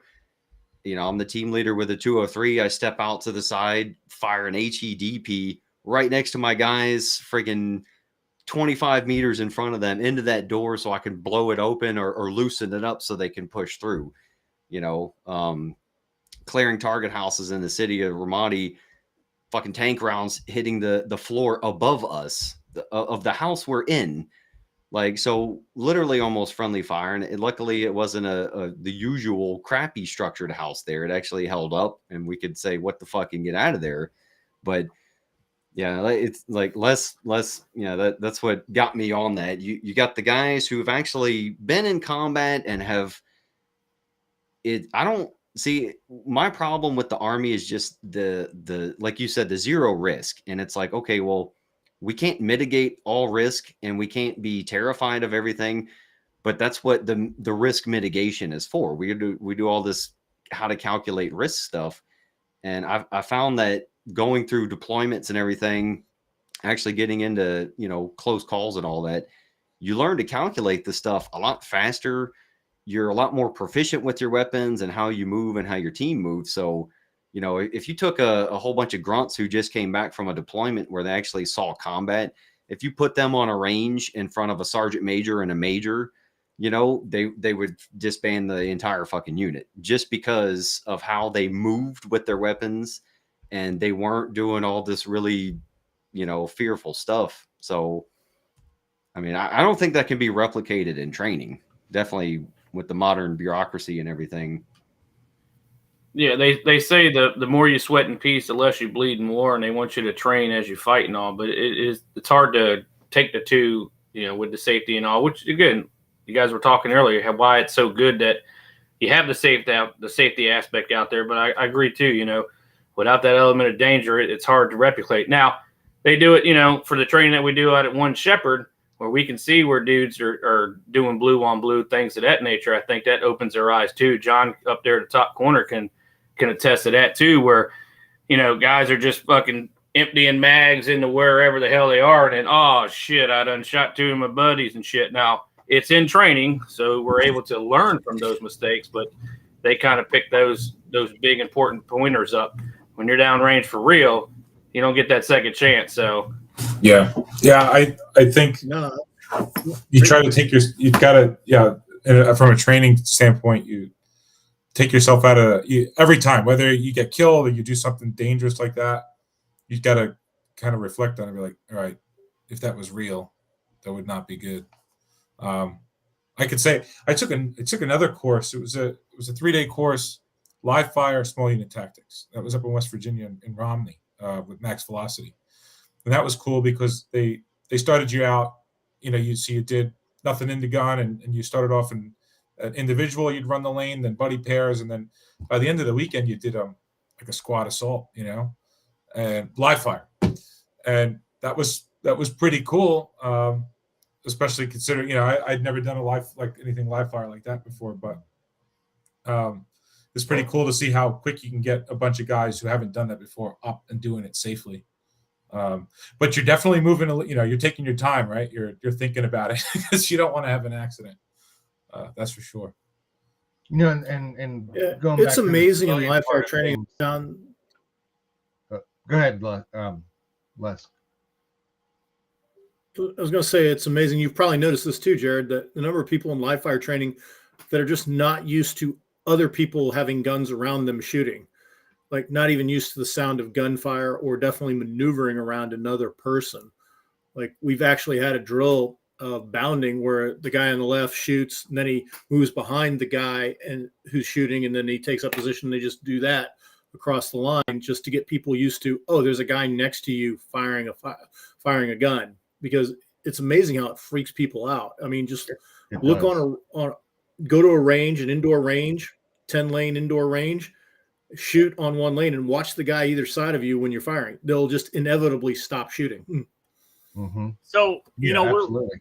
we're bagging a lot on the military and like the safety protocols that are put in place, but like I watch less the brutality matches you do, and it's like you throw a dumbbell or a kettlebell and then you got to run and like load your mag and then they move to another station and then you got to like unload your weapon, move to the next station, load your mag. So it's like all that safety shit is like, in my opinion, or at least from my perspective, watching these videos, seems to be more extreme on the civilian side of the house than it is on the military side of the house. What are your 2 cents on that? It depends. And a lot of what drives that is the range you're shooting at sometimes. Like, for example, in Finland, once the stage starts, we're hot up until we have a reason that we can't be. And usually that involves we're going to have to break the 180.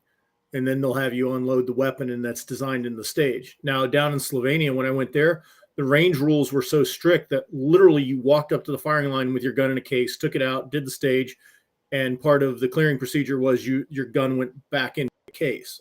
And I saw a guy get disqualified because he walked away from the stage with his pistol still in his holster. So one of the factors you have is just the facility you're at dictates what safety procedures you have to follow. There's a lot of times, like the changing of the mags or unloading is all done as a method for teaching you to change mags and forcing you to do it. Because if you give these guys the opportunity, they'll show up with 100-round drums. There's a lot of ranges that won't even let guys draw from the holster. That's why I can see it from the civilian side, because if you're hosting a civilian range or just an open range with a mixture of people, you don't know everybody's experience and proficiency. But like my biggest gripe is in the military. It's like if I'm training with a platoon of guys, and if I'm a leader, I know who the new guy is. I should, as a leader, know what his experience is and know to keep a better eye on him. But let the local leaders make those decisions on who we're going to babysit. But all the civilian ranges I've been to, it's what they call FUD ranges on YouTube. Like I've done outdoor ranges with machine guns that are awesome. You just light the whole area up. And I've been to the indoor ones where if you fire too quickly, you're fucking done. You're out.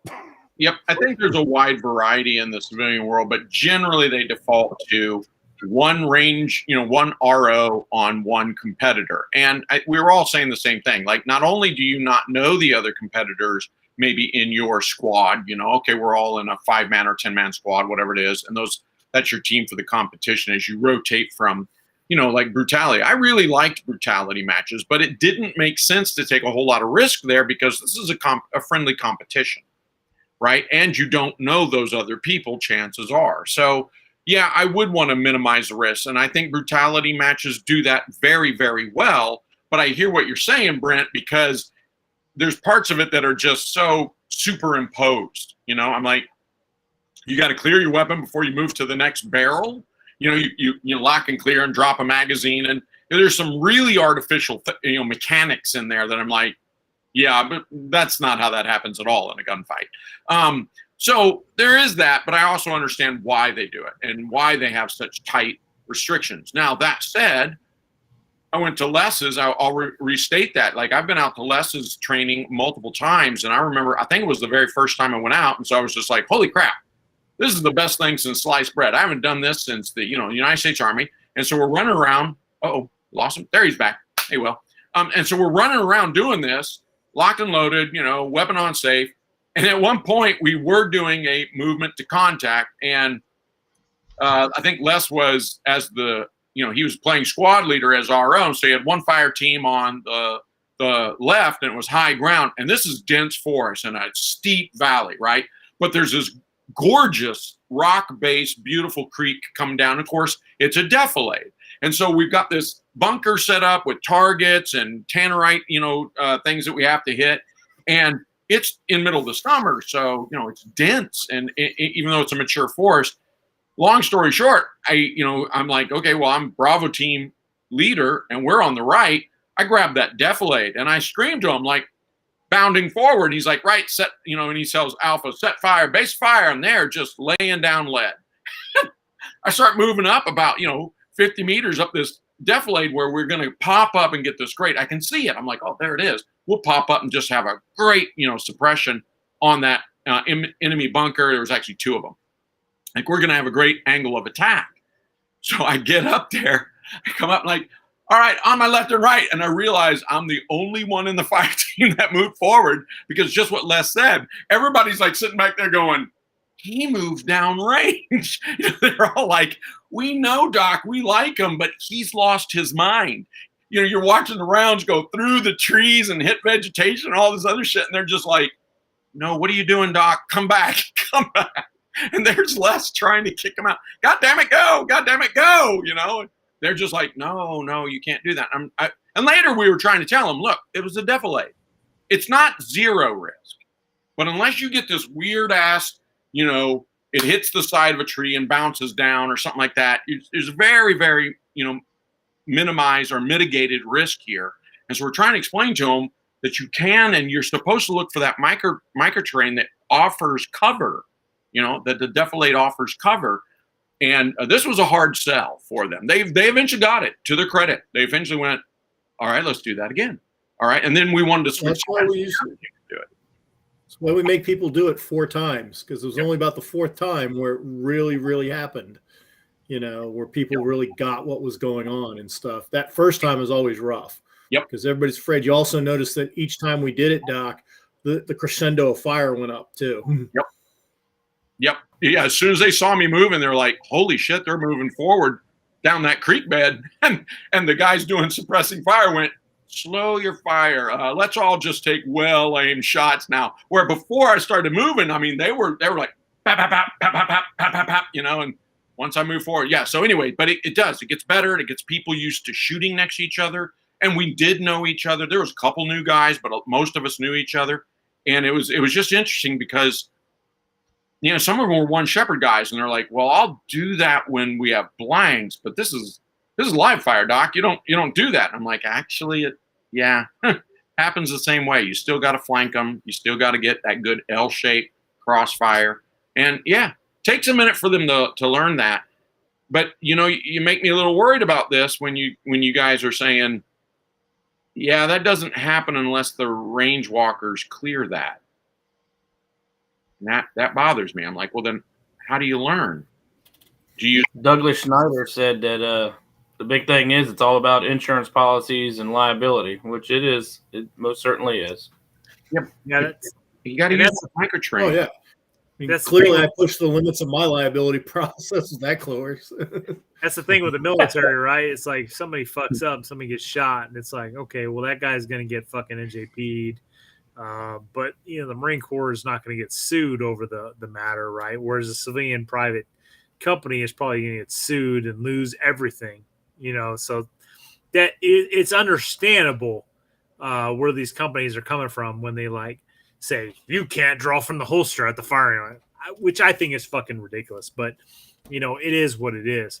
But I will say I've done Les's training program too, Doc, and it was every much bit of live fire and fire maneuver stuff. So it was a good time. So Jared, what is your range, man? What kind of regulations do you have on your range? So most of the guys we have come out are all pretty good operator, secret squirrel types, and we're all pretty comfortable. Now there's new people there every time. So this past weekend was a really good weekend. Everybody pretty much worked for the same agency, and everything went really smooth, and we just did a tremendous amount. Nobody was scared of anything, so we got to do a lot of really cool stuff. I couldn't take any video because their workplace wouldn't allow any kind of video on YouTube or social media like that or anything to show them their faces. Got that blurry feature on YouTube. You can blurry them out. Yeah, they say they can defeat that though too. So I don't know. All right, so let's make this known. If you guys are on the East Coast, you got 2 options here. You got Jared's training company, and you got Les's training company, and you get some decent live fire training experiences. So, Jared, where's yours located? You're in the Commonwealth, aren't you? Yeah, I'm in Virginia. We went rent a range just south of Culpeper, Virginia. Yeah. It's a privately owned range, and he pretty much lets us do whatever we want there. Can't do any. He doesn't want us to do any tannerite, but we could do just about anything else there. And we can go up to about 300 yards. So anything on the flat part of it, is 150 at the max, I think. And so we do a lot of 50-yard and 100-yard stuff there. And then at the end of the day, whatever class we teach, we go back to the 300-yard line. It's kind of set back in the woods a little way, but there's a clear shot down to the very bottom corner of the range. And we end the day with a 300-yard pistol shot. So So we always have a little competition. It helps you guys are in the country, because where I'm at in Virginia, being in the cities, Yeah, and look we at don't Doc's get grin. He remembers. Les had me do the same thing. It was a 200-meter shot, but it's the first time I've ever done that. I've never done anything past 25 meters with a handgun. He's like, "Oh no, you can hit out at 200." I was like, I did. Yeah. 90% of he didn't believe me, and I right. said I'd have him do it in 10 rounds, and I think Doc did it in like 6. That's right. Yeah. That's right. And I was like, whoa, never did that before. But yeah, I mean, it's a cool thing to do. You know, it kind of gives people confidence or whatever. You know, just a fun thing to end it all on. Yep. Yeah, it's not practical, but it is a great confidence builder. Yeah, absolutely. Yeah, it's not practical at all. But yeah, we just have a good time. It's a good team building thing. And I want to reemphasize, One Shepherd is absolutely not live fire. Don't come there doing live fire. It makes you the least popular person, at the semester. Make it famous though. That's true. I mean, we will not only give you our mags and our ammo. That's right. That's right. All right, guys. I think we beat this topic to a pulp. So I want to transition to something else, because I know this was a lively discussion on the last video I posted. So infantrymen with pistols. All right. And then I've got another one after this. So I'll just say straight up, like, I was never issued a pistol as an infantryman unless I was a gunner in a machine gun team. That was the only time. And there are a lot of dudes that are stuck on this. I think it's a civilian mindset, right? Well, not necessarily a civilian mindset, but like a direct action mindset, right? So if like you look at a SEAL team or a SWAT team or some other fucking special forces something, right? Those dudes always have pistols on them. Well, those dudes are going to the objective. They're doing actions on the objective, and then they're getting out of the objective, right? They're getting on a fucking helicopter or some other means, and they're extracting. A grunt, not the case. He's going to the field. He's operating at a patrol base. He's going out there for days on end. He may be tasked with conducting an attack on an enemy objective. He's taking the objective, and most likely he's going to occupy that enemy objective, and he's going to prepare for counterattack. So my experiences have been, no, pistols are like not worth it, right? Oh, it's not just the pistol. It's not just the loaded pistol. It's the holster. It's in this day and age, it's the RMR on top of the pistol. It's the weapon mounted light on the pistol. It's the 2 or 3 extra magazines for the pistol. Like that is not a drop in the bucket in terms of weight is concerned.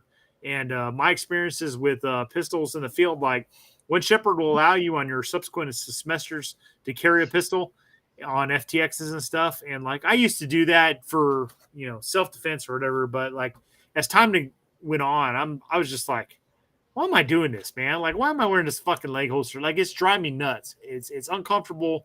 It's getting in the way. It's extra weight, and I ended up taking it out. And I haven't worn a fucking holster or a pistol in a long time doing One Shepherd FTXs. So, anyways, I stand by my assessment in the military. Like, I am part of a team. I'm part of a squad. I'm part of a platoon. Like, if my weapon goes down, guess what? I'm clearing that jam. I'm changing that magazine behind cover. My buddy's got me. Right?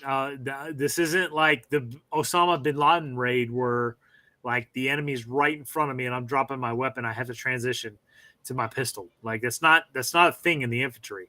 So what are your guys' thoughts? Open this up. I welcome all opinions. I'm not trying to like persuade anybody here. I got to agree with Brent. Being a grunt in the jungles and in the desert, same thing. The only ones that had pistols with us were machine gunners, mortarmen, the weapons company. Your LT had one and your doc had one. Everybody else, they had their damn battle rifle. And I was the same way with Brent. When I first came out to One Shepherd, I carried a pistol the first field op, and I was like, oh, hey, we get to carry one. Cool. After that, I was like, one, it's like he said, it's just more weight. It's more shit to deal with. And because I didn't carry it ever, it just felt weird, being with my gear and taking up spots that I could use to put other gear on. Yeah. I'm waiting for someone like to counter it, and not to jump down their throat just because. Look, so I'll pretend to counter it. First off, what? John up there, do you carry a pistol out there at the One Shepherd when you're in the field, or? No, I got enough stuff going on. Yeah, I got enough shit to keep track of. Man, paperweight. Besides what the OCs are carrying, all the OCs are carrying. So like, they'll protect us. Good point, guys. Shit, even then, I'm only carrying a God gun. I'm not carrying a pistol because I got to have a holster for that bitch. Oh no, I carry it because if I see a bear, that scares the shit out of me. So I'm carrying a 1911 or something. But as an OC, but not as nope. But my pistol is my weakness, and so I've actually taken a couple of courses as a civilian. Because I wanted to CCW, I'm sorry, carry concealed.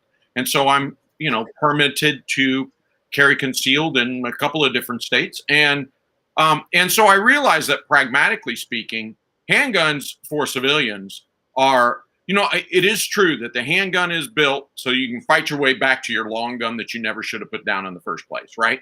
So I actually believe that axiom. But nonetheless, most civilians, and I are one, we carry pistols for self-defense. Hell, I keep one beside my bed. Not that I don't have some long guns in this house, but I'm saying, the pistol is the go-to. And I'm very sympathetic to that, and I'm very encouraged that civilians have such an emphasis on handguns.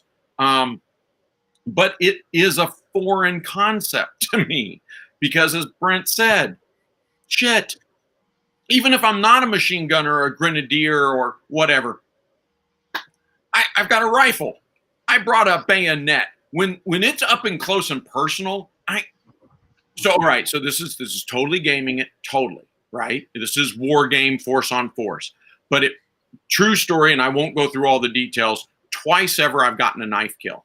Twice ever, once in One Shepherd and once in the 101st, and I got a knife kill. And in both cases, I had a handgun on me, and it never even occurred to me that, I should probably grab my handgun. I was like, what? What, the paperweight? No, that's just for status. I mean, that's just to show off to people. I need a real weapon. And so I pulled out my M9 and I charged that machine gunner and all this stuff. And so there's a story to it, but it just shows you how little regard. I have a rifle, plenty of magazines. If it really goes down, I'm just going to say, hey, buddy, cover me, and I'm going to fix bayonet. And then I'm going to club people to death if they're really that close. But don't forget, I've got 4 fragmentation grenades on me. I've got an M72 Law on my back. If my shit goes down, I'll grab somebody else's weapon system that's been wounded or whatever, or I'll grab the grenade launcher and just start. Hell, you know what? The truth is that I don't even need to function a weapon in a battle. I got a squad or a platoon. I'm going to start calling off targets. I'm going to give people the one thing. Every gunner, no matter what weapon system, they're like locked on. They're like, oh shit, there's something there. Bang, bang, bang. And they're losing that big perspective. So I can just sit right behind that guy and go, there's another one over there. You see those two? They're coming up. They're coming up. Oh yeah, I see them. That contribution is phenomenal to the battle. I mean, it's like it's almost like you want to go to every fourth person and just take their weapon away and say, just spot things. Not that I would do that, but I'm saying, the benefit of that is going, hey guys, 2 coming over there, and look at those. You see those 4? Yeah. They're trying to outflank us on our right. Good call. Machine gun on the right. I don't think civilians. I'm sorry, that sounds so condescending. I don't think people who haven't been in gun battles, simulated or real, I don't think they quite get that. The whole thing of, we're setting their lineup, they're setting our lineup. We're looking for that angle of attack. Look, they're maneuvering for an angle of attack, and we're going to use different weapon systems on them. And everybody thinks, oh no, it's a quick draw. It's like a cardboard target at 7 meters. Bang, bang, bang. My mag went, black on ammo. I'm going to do a transition. I don't doubt it. I've watched too many times. You've got me convinced. They've convinced me.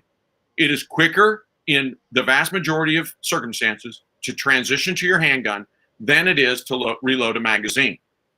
But that's on a timer. That's one dude being timed by an RO in a non-stress environment. Yeah.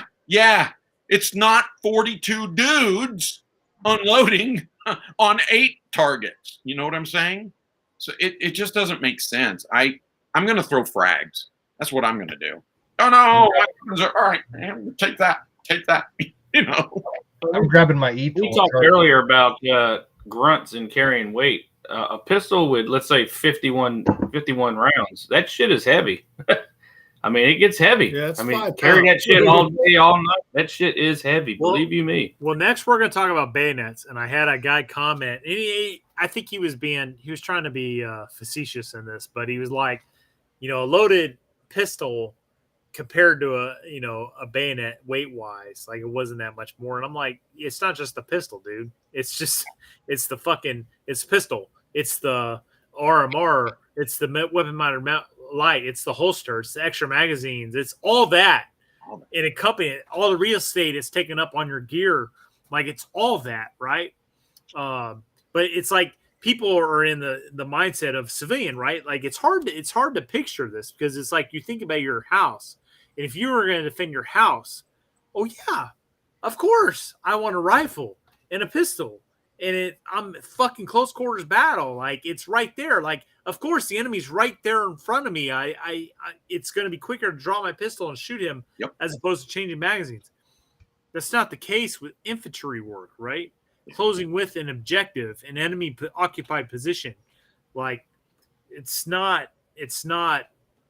that type of close quarters battle, right? It's not worth it, right? And a grunt is way down. Some of you already mentioned this. Like a grunt is way down with fragmentation grenades, optics, radio equipment, extra batteries, and all this other life-sustaining equipment. It's 100% not. And I think it's just for somebody that hasn't been in that situation, right? They haven't worked as a rifleman or an infantryman to visualize that.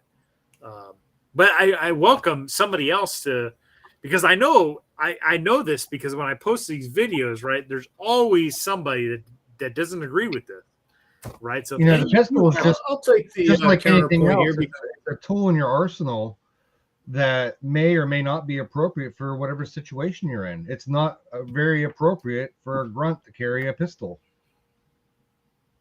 Is it appropriate for a civilian to carry a pistol? Absolutely. It's not really appropriate for them to carry an M16A2 around, or feasible, but you can definitely carry a pistol.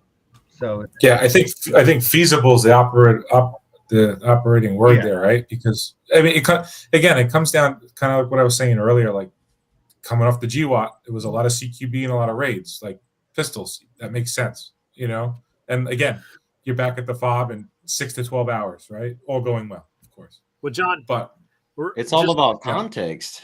Like, So I was going to say, in a one shepherd scenario where that's where you're out in the field, it's a different ballgame. But like GWAT, you say raids, but it's like I was infantry in the early GWAT, right, 2003, 2004 time frame, and then I was in mid GWAT, 2011, 2012 time frame, and it's like none of that time would I've ever taken a. Well, I'll admit this. I had a pistol. Fair enough. I had a pistol because it was far more convenient to walk to the chow hall with a pistol when I was on fucking Camp Dwyer, a larger. And I was a staff non-commissioned officer at the time, but that was the primary reason, right? It wasn't because like I needed a pistol. It was because it was easier to walk the chow with a pistol than it was, a full blown fucking M4 with it. And by the way, I had an M203 on my M4. But that's the nature of YouTube and the internet. Most of these people seeing these Delta SEAL stuff, they don't understand why they have anything they have and why they do what they do. As a traditional grunt, I could not see the use as for having a pistol, unless you're like a platoon leader or a platoon sergeant and you're doing KLEs. Like me as a CA dude, we'd leave our security bubble. I'd usually try to take a platoon leader from the grunts or the scouts with me. We'd go sit in these meetings, and with Pashtuns, if you want to gain their trust and get in their circles, you gotta you got to go with their stuff and show them that you trust them. So I didn't trust any of them, but everybody put their rifles on the back wall to come into the meeting. We'd have a guardian angel on the door. And if you were in the meeting, you couldn't have a rifle. So that's when I would have my pistol, and usually the platoon leader would have his pistol, and it would be on us. But it was just the context of the situation. It's a regular grunt. Yeah. Right. Yeah. If I could sit in the meeting with my M4 and still get in the inner circle to the meeting, yeah, I'd leave the pistol at home. Fuck that. I have an M4 right there. And as a grunt, if you're got to go to goddamn pistols, shit has went to the fucking far right or left. The plan has went to shit anyway, because you should not be that fucking close to us anyway. If I'm close enough to shoot you with a pistol, fucking as a regular grunt is trained, that fucking close, or where I'm having to stab you with cold hard steel, as Brent loves to say, that's 6 inches, the fucking plan has goddamn went to shit anyway. I mean, let's just be honest. If I'm having to fucking drop my fucking battle rifle because I've either ran out of ammo and now I'm drawing a fucking pistol that's there, the fucking plan is foobar. And and if you're gonna World War II and Vietnam and GWAP and all, when dudes are bringing pistols home, it's because their ass wasn't carrying a pistol. Because if they were carrying a pistol, why would they grab another pistol? And if you're going to carry that weapon an extra weight, you better train like it's second nature. Like Larson said, it's second nature for grunts to, when they run out of ammo, to start doing butt strokes or friggin' muzzle pokes or grab the damn thing like a club. Yep. So if you're going to carry the pistol, you better train with it just as much as everything else, so it's second nature to pull it. Otherwise, it's a waste. And as Grunt Proof is saying, and in the regular infantry, if your ass does not require one, which if you're not a heavy gunner or something like that, you're not fucking training on a pistol. You're not getting a fucking pistol qual. You're getting rifle qualling. Right. So I remember doing a lot of, for a while there, for whatever reason, we were doing a lot of trench. We weren't building trenches. We were attacking trenches. And I was like, well, what are you guys not telling me? But we were attacking trenches all the time. Well, one of the things you learn as a rifleman going into a trench is you lock bayonet, right? And the big thing is, frankly, the way we always trained was, you have your machine gunners that are keeping everybody, because otherwise, once you get in a trench, you lose all situational awareness, right? And so my whole squad slides into the trench, and shit, I can't see what's going on. And so we, especially when we're doing miles gear force on force, we realize real quick, well, I'll just jump out of the trench now, run over behind them, jump back in the trench. You see what I'm saying? It was like whack-a-mole, and they're all coming out. So what you had to do was your machine gunners had to sit back there and just shoot anybody that came out of the trench. All right? And it was like, oh, that's a pretty good way of keeping them their heads down. So most of the shooting, believe it or not, except for entering that trench was holy hell. Everybody's on full auto. It's just spray and shoot the shit out of everybody. And whoever wins gets that little section of trench. And then your machine gunners lock down everybody to keep them from jumping around. And the rest of that trench, I swear to God, there was very, very little shooting that went on. There was a little, but it was all, we had carried a metric ton of hand grenades. And we're throwing hand grenades at everything, and it was going off up there. And, the machine gunners getting pissed off. They're like, hey, you're peppering us, you jackasses. When you throw a grenade, at least make sure it gets into the next trench. So we're doing this. And I'm like, that's how we were doing it. It was all live fire. Yay, let's go. We're going to throw all these damn things. Well, I've been watching the trench warfare going on there in Ukraine and Russia. And holy shit, they're doing the same thing we were doing. They're doing the exact same thing. They're just lobbing grenades at each other like it's nobody's business. Like, well, they gave us a bunch of these. Let's just keep throwing them. I was like, wow, that's what we were doing too. Yeah, and they're getting that from our doctrine. If it's not learned from all the joint training since the 80s, it's like, I don't think Americans know, like NATO, all NATO forces have been training a lot of these units rotating through Germany since this shit started. So a lot of the stuff you're seeing out there on the battlefield, it's coming from us or other NATO partner forces that's trained those guys on the ground in Germany. A lot of it's coming from CQB and room clearing. prior to entering a room, especially going around corners and trenches or little bunkers off the sides. They're just lobbing grenades around corners. It's an effective way of clearing a path. Right. And there's different levels of CQB. People are, once again, we dropped him. Hopefully he'll come back. But they're so fixated on, oh, damn it, what's the word? You have low intensity conflict, mid intensity conflict, high intensity conflict. And the low intensity conflict is like SWAT type raids, where they grab the dude. It's a high value target and they're trying not to shoot people.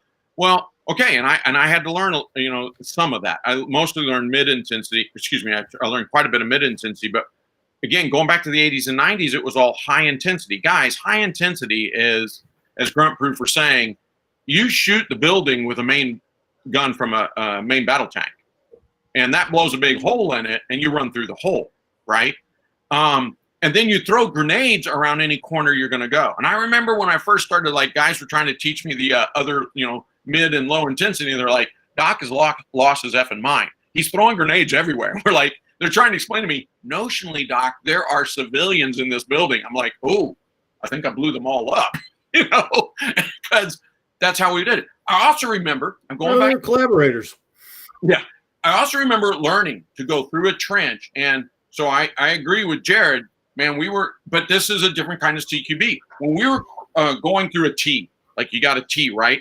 When we're going through there, we were firing to the point where if you hit the wall, you pulled off a little bit. But they were teaching us to go tung, tung, tung, tung, tung, tung, tung, tung, tung, tung, as we turned, as we're pieing that next, we're firing. We're not just looking, we're tuk, tuk, tuk, tuk, tuk, tuk, tuk, tuk, tuk, tuk, because I'm in a trench. That's not my gut. What am I afraid? I'm going to hit somebody's grandmother cooking? We're in a trench. I already threw a grenade there. Now the bad guys are up there. What's that? The bad guys are up there. That's right. And so I literally, they taught us to hammer pair as we pied around the dirt trench. And so it's a very, very different way of looking at it. But I don't disagree with you, Jared. That went right back to 1986, Mount, where they're like, literally the platoon mission is inside this block we think is an enemy tank. Go take out the tank. And we're in urban warfare. We're like, oh, okay, let's find the tank and blow them up.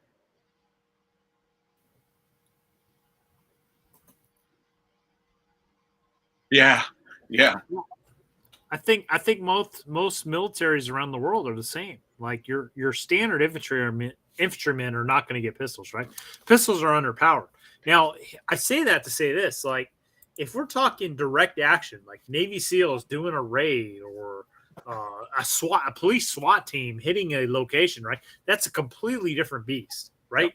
They're getting transported there. They're doing their raid, and then they're getting back on their vehicles, if that's a helicopter or a boat or a fucking, ground transport, whatever, and they're getting out of there.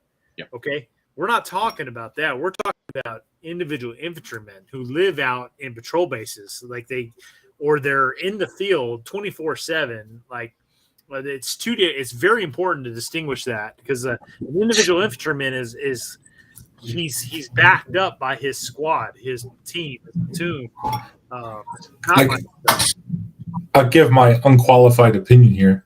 I think in lieu of the pistol, I'd rather have like 4 extra magazines for the weight of the pistol, and all the BS. And there's historical precedence for that, right? Even with special operations, right? Jared, I did it again, dude. Randall was talking about Mac v. SOG earlier, and you listen to those dudes, and yes, some of them had pistols. I will admit that, right? We did a whole video on this. Some of them had pistols, Browning high powers and other associated pistols. The vast majority of them did not, right? They just carried extra magazines. These dudes had to carry like 20 round magazines in their canteen pouches and other associated gear, because that's what was important, right? They were also going into tunnels in Vietnam then too, where you couldn't take a rifle. Right. I was going to say, Jared, that's only because you couldn't fit a rifle in there. But if you could have had a smaller frame rifle, shit. Would you rather have 7 rounds or fucking, 20 rounds? Absolutely, yeah. Yeah, so I think about the only time I ever used a pistol in Iraq was during the 2003 Iraq invasion when we got to Saddam City. I had to go into a house to help clear it. I was a gunner in a machine gun team. I had to sling my 240, right? It just didn't seem practical to try to clear a room with a house or clear the house with a fucking 240 in my hand, right? So I had to sling that. I drew my M9 pistol, and that was the only time I ever drew my pistol. I've never had my weapon malfunction on me. I've never had my machine gun go down to the point where like I needed to draw my pistol. It never happened. It never. So, but Brent, if it had been an open up space where you could actually come around with that 240, would you rather had that 240 shooting or that fucking pistol? Well, yeah. But I mean, it's like I'm a big dude. Like I'm gonna shoot from the hip, like fucking Hollywood style, you know, if it was open up space. But going into a tight confined space during 2003 Iraq invasion, like I drew my pistol out of my little Bianchi fucking, green Alice holster. Hey, you finally got to use it, damn it. M12s are the best. Yeah, that's right. M12. Yeah. They still issue them, by the way. Do they? I have when I was sailing in Merchant Marine, that's what they would give us to carry our M9 Nice. on watch. I have one of those. Combat tested. Best holster Combat ever. tested. I posted a picture up on watch, and someone's like 1994 called. They want their holster back. Honestly, it's not a bad holster, right? It can attach to just about any belt there is. Great holster. Alpha, Alice, a rigger's belt. The clips are really easy. It's almost a universal holster. It can fit just about any fucking pistol out there. It's actually not a bad holster. And for the Beretta, didn't it? When you pulled the Beretta, it took it off fucking safe anyway, so it was ready to fire anyway when you drew it, right? Yeah, that's actually a real thing. Like a lot of times it would take it off safe. Yeah, that's crazy. So wait, The best secondary weapon, which all Americans should also own, is a 203. I in Ramadi as a team leader, sometimes that was my primary weapon, but going into a unknown situation, I always had something loaded in that. So if I had to mag dump, had a couple tracers at the bottom of the mag, and then I got HEDP or fucking buckshot loaded. Yep. And if the feds looked at my internet search, they'd see last night I was looking to buy a 203. So it's a very good weapon system. Oh, don't you beat I me was supposed to to it. have a 203 show up at the range this past weekend, but it didn't. So What I heard in the MACV SOG stuff, I heard a couple guys mentioning pistols, but a lot of them did talk about the weight and the lack of it being useful, especially in the jungle. I mean, they're in close contact 50 meters, but you can barely see the enemy. But their primary secondary weapon was the fucking 79 that they cut off, grenade launcher, so, and they had flechette rounds for those. I wish we had those. Yeah, Randall. We still had some shit rounds when I was in, but being in the jungle too, with being constantly wet and whatnot, your holster's getting wet and just weighing you down from the freaking the weather and the jungle and all that. That's just a lot of, and I keep saying a lot of fucking weight. It's a lot of weight. I'm telling you. You're carrying a full combat load, which is 7 magazines full of whatever you're carrying. We'll just say if it's a 5.56, it's 30 rounds each, and your weapon. That's already a shit ton, plus grenades and all your other mission essential gear. Carrying a fucking pistol with at least, you're going to have a mag inserted, and let's just say you have 1 or 2.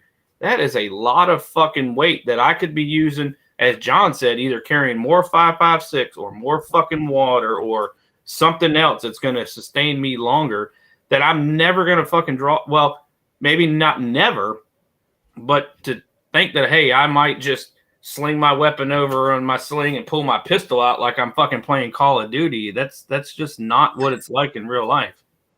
And again, have you trained to do that? Because when you're under stress and it's a survival situation, you're going to do some funny stuff. You're going to do muscle memory instincts. There's a cool video with these hunter guys on YouTube. It's the best civilian example I've seen of this. A grizzly comes up on these guys' camp.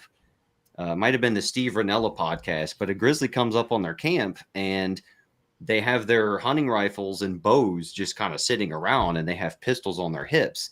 But you can actually see in the video their natural human instinct response is to grab the closest thing and use it as a club. because it's built into our DNA. So you see in the video, these guys grab their hiking poles and fucking camping chairs to start swinging at this thing while they have weapons right next to them on the ground and pistols on their hips. So, and as Grunt Proof just said, that training thing, when you're under stress, and let's say you're using a Black Hawk with a CQB and you got that push button, or you got a freaking the ALS system or something, and you're using that under stress, you know, if you haven't trained on that, you're not going to you're going to be fumbling. You're going to be drawing and getting nothing too. So if you're not training on it, it may look cool when you're taking pictures and all, but that's the biggest thing. If you ain't training on it, it's not going to work. You won't even think about it. Like Brent talked about with his close quarters. In the early days, I was a saw gunner, and that's when we had all the people. We were guarding these buildings and patrolling these blown out buildings because people were looting them. And I had a similar scenario as a saw gunner private by myself walking through this building, which wouldn't happen these days with the safety stuff. And there was a looter in there hiding, and I kept hearing him, so I kept following the noise. And you know, I got my saw. That's it. So I'm just a private walking around looking for this guy, and he's just a dude trying to hide from me. He's not trying to kill me or anything. But I turn a corner with my tack light, and there he is hiding in the fucking corner, you know, hoping I don't see him. And my instinct was, I had a machine gun in my hand ready to go. My instinct was to drop it and tackle him. You know, think about that. Interesting. All right, guys. We're actually over the 2-hour mark. So if you guys are down to do one more topic, we'll hit it. Otherwise, we're gonna pop smoke.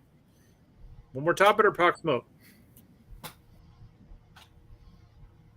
Your call, man. I got your 6. All right. Okay.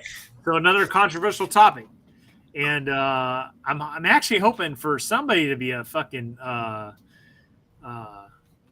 opfor on this one. But I put at the very end of the video on the video I did recently, because I knew it was going to be a controversial subject. Bayonets, right? And I knew that everybody has in their mind, like, a bayonet is the only applicable use for a bayonet is attaching to your rifle and doing a bayonet charge, like Civil War style. Like they can't fathom any other use for this bayonet. I will tell you with 100% certainty, I use my bayonet damn near every single day. Even if it was to open my MR fucking E, I used it every single day. Because why? Because bayonets are essentially fighting knives now. They look like a fighting knife. They feel like a fighting knife. They're the same size as a fighting knife. They just have the capability of mounting the end of my muzzle. Okay. And, you know, looking at the footage out of the Ukraine and the way the fighting is, taking place over there, like, it just reinforces my belief that bayonets are just as practical now as they ever were. Okay. No, I'm not expecting some fucking Civil War bugle playing, some fucking flag bearer charging across no man's land with fixed bayonets. That's not what I have in mind. But twice in 2004, I fixed bayonets. Once was in the Najaf cemetery. Okay. The conditions there were tombstones all around me, catacombs underneath me, enemy popping up in front, to my right, to my left, and behind me. I didn't know where the hell they were. They could pop up anywhere. I literally fixed my bayonet because if a motherfucker popped out behind the tombstone right in front of me, I was going to thrust into him simultaneously as I was pulling the trigger. All right. That was scenario 1. Scenario 2, big protests happened in the city we were occupying. And we were rushed over there as a reactionary force to quell the protest. We didn't have CS. We didn't have flashbangs. We didn't have any type of law enforcement riot control gear or anything. They could give 2 fucks about us showing up with our weapons. Guess what they did give 2 fucks about? The second we mounted bayonets and were in unison moving towards Cold steel. Fucking they fled. They make a statement when you put those on the end of your rifle. 100%. So I put that in my video. I'm like, hey, this might, some people might not realize the utilitarian use of this, but a bayonet for a professional military, I'm not talking about armed prepared citizen, civilian militia. I'm talking about professional military. I still think a bayonet is a very useful piece of gear. So open up the floor. Last subject. I had the same experience with protests. We would fix bayonets because you're not allowed to just shoot protesters. We got rocks hitting us in the head, and they have us fix bayonets. And I'll counter that with the Minuteman thing though. Like it might be more necessary for those guys if shit goes down because you're not getting resupply of ammo. It's true.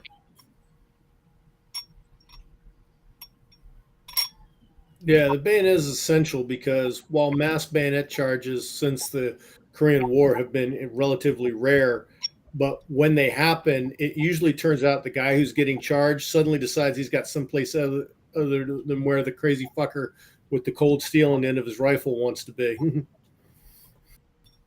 Well, I had some guy post, and he was, I'm not going to doubt this guy's validity. He seemed like in his posts and comments like he was serious, or at least he had some military background. But he seemed like he was in the Army and part of some special unit.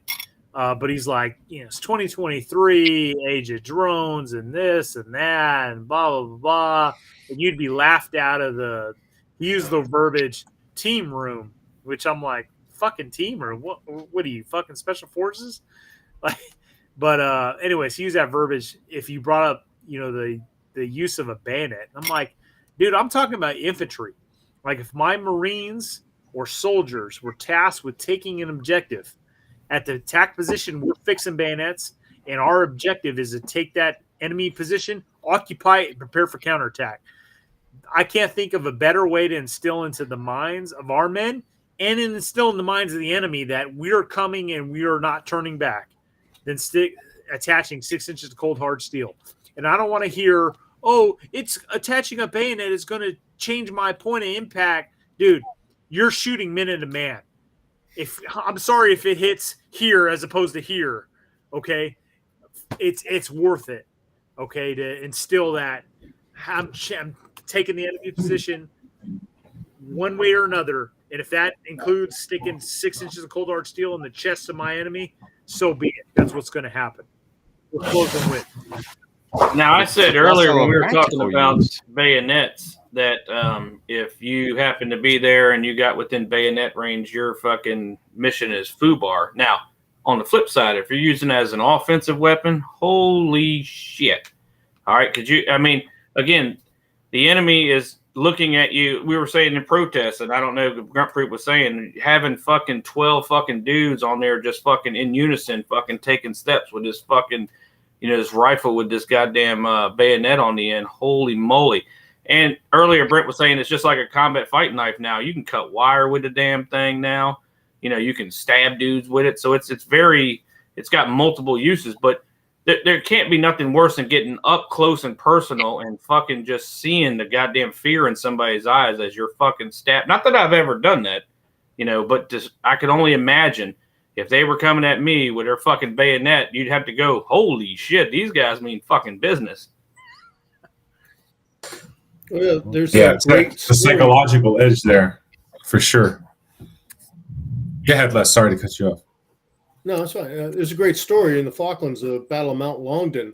From the Argentine perspective, the British had been very effective sneaking up. The Paras were in their final assault position. What gave them away is 100 men fixing bayonets at the same time. And the Argentine was very adamant. He goes, when he heard that sound all around him, all those clicks, he knew he had lost the battle. Shit.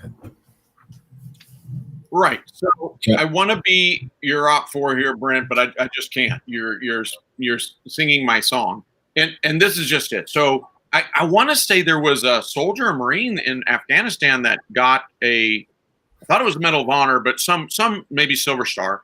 And the thing was, he went into a house and they're doing something, and Taliban comes out and hits him with a shovel or some kind of gardening tool. It literally broke the man's collarbone, and he turns. And he grabs a guy, and the story is he just pulls his bayonet and stabs him to death. So there are individual uses of bayonets as a weapon, just as you described in Jeff. So there's plenty of those that still happen. They're small, they're few, they're far between. And then there are countless in Afghanistan, Iraq, as well as other places, where you guys are describing this. And frankly, I haven't had that experience, but I just keep reading and hearing these stories of this platoon, American, British, whatever, says, we got a riot controls thing, and they just go, that's it, fix bayonet. And that's the end of the riot. No one wants, and so there's, now that's, you say, well, that's not fair. These people weren't armed. No, they weren't. I mean, yes, they were. They were throwing stones or whatever it is. And then, you just constantly hear this. I'm like, when a platoon locks bayonet and the civilians know what that means, we'll come back to that in a minute. But there is a British squad in Afghanistan that fixed bayonets, charged over and it's a fairly well covered event. So a British squad in a gun battle in Afghanistan, like in a cornfield or something, fixed bayonet and cleared out the Taliban. So there's that. And then, of course, Les brought up the British also in Falklands. So there we have some, what I'm trying to say is we have some relatively recent squad, platoon, or companies fixing bayonet in running gun battles and taking the objective. So don't count them out. But here's the thing. I'll ask it this way. It's a leading question. How many enemy combatants has the Russian nuclear arsenal killed? I'll say that again. How many enemy combatants have the Russians killed with their nuclear arsenal? Nuclear weapons. And you're going to say zero if you know your history. Why the Russians haven't killed anybody with their nuclear arsenal. Okay, well, those are the dumbest weapons in the world. They clearly are obsolete. They're no longer, capable, or, they're just feeble. They don't work. They don't work. They can't kill anybody. And we know this because the Soviets and the Russians have had nuclear weapons since the end of the 1940s, and they haven't managed to kill a single soul with them. And I'll take that farther. Brent, and Grunt Proof, you guys, you lock bayonets. And how many civilians did you stab to death in that demonstration? A couple hundred. What's that? It was a massacre, Doc. Yeah. Now there's a war crime coming out. Right. It's zero. It's zero. The reason I'm saying this, it sounds hyperbolic. The reason I'm saying this is the argument. This is how the argument against bayonet goes. How many people have been killed by charging squads and platoons and companies in the last 150 years by bayonet? And if you said, damn few, well, okay, then that's the argument why it's a bad weapon and it's obsolete. Wait, full stop. That's my argument. That's the exact same argument why I say they are very relevant and very good weapons. They're so incredibly effective at instilling fear that not only do the enemy know what it is, but even the civilians know what it is. And when a platoon goes, fix bayonets, everybody goes, I have got somewhere else to be. And bayonets don't kill anyone because no one wants to be stabbed to death. It's a show of force. That's called a deterrent. Deterrent. It is a weapon of deterrent. It can be a weapon of lethality, just like that nuke. We all know that nuke can go off and kill 2.5 million people. But it doesn't, because no one wants to use it. You say, well, that's not true with bayonets. The hell it isn't. What another point I brought up, and I brought up multiple uses for that bayonet in the video, right? But again, everybody always defaults to thinking like the Civil War style, World War I style bayonet charge. And I even had a guy post, well, I haven't seen a report of a single use of a bayonet in Ukraine. 2 seconds it took me to pull this up on a Google search. What is that? That's a use of a bayonet. Just because he's not thrusting it into a bunch of prisoners of war, that absolutely right there is a use of a bayonet, right? Hurting enemy prisoners of war. Fucking, of course, I'm going to mount my bayonet. That's absolutely a deterrence. I don't want this prisoner to escape. I'm going to mount my bayonet. Hey, don't act up, dude. Otherwise, I'm going to give you a little sticky. Or the video that you showed where the guys were, neck and neck in freaking close quarters fucking firing. Yes. If I fucking run out of ammo, I'm fucking stabby because I don't have time to fucking reload and drop my mag. Right. I'm gonna stab you in the face, hopefully.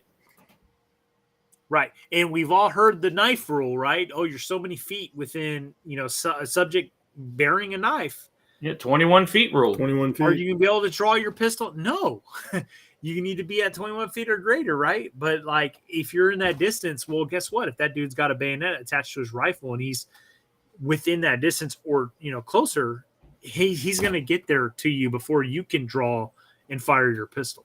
And why do you know that everybody says 21 feet? It went around the world because a fucking knife is fucking lethal. Yeah. And we're talking a rifle mounted knife, right? So he's even closer per se than, somebody with a handheld knife. So, anyways, yeah, I just wanted to bring that up. I wanted to get consensus. Jared, you've been quiet, man. What's your 2 cents on this? I think they're absolutely effective. I think it should be part of every grunt's kit. And if you want some bayonet training, where can you go? One shepherd, baby. There it is. I was waiting for it. I was going to say London. Jared, where's your article? Registration opens up tomorrow. There you go. Jared, Randall, didn't you have a picture? Yeah, I was going to talk about the practical use of the knife, like you mentioned, opening food and stuff. A lot of soldiers carry Gerbers and little knives and stuff, but let me share this. You guys see that? Not yet. Not yet. There it is. A dude. You guys see the saw? Mm-hmm. All right, so there's me, a lowly saw gunner laying in our hasty. What's funny about me having a bayonet on my IBA and being a saw gunner? If you're a saw gunner, you know this. No mount. Yeah, the fucking bayonet doesn't mount on the original saw. But I carried that because it was issued to me. It was a free giant knife for me to do field craft if I needed to. You can bayonet wood. I'd cut up all kinds of shit just like Brent said, but that's how practical I thought a free giant knife was, that I carried it when I couldn't even mount it on my friggin' machine gun.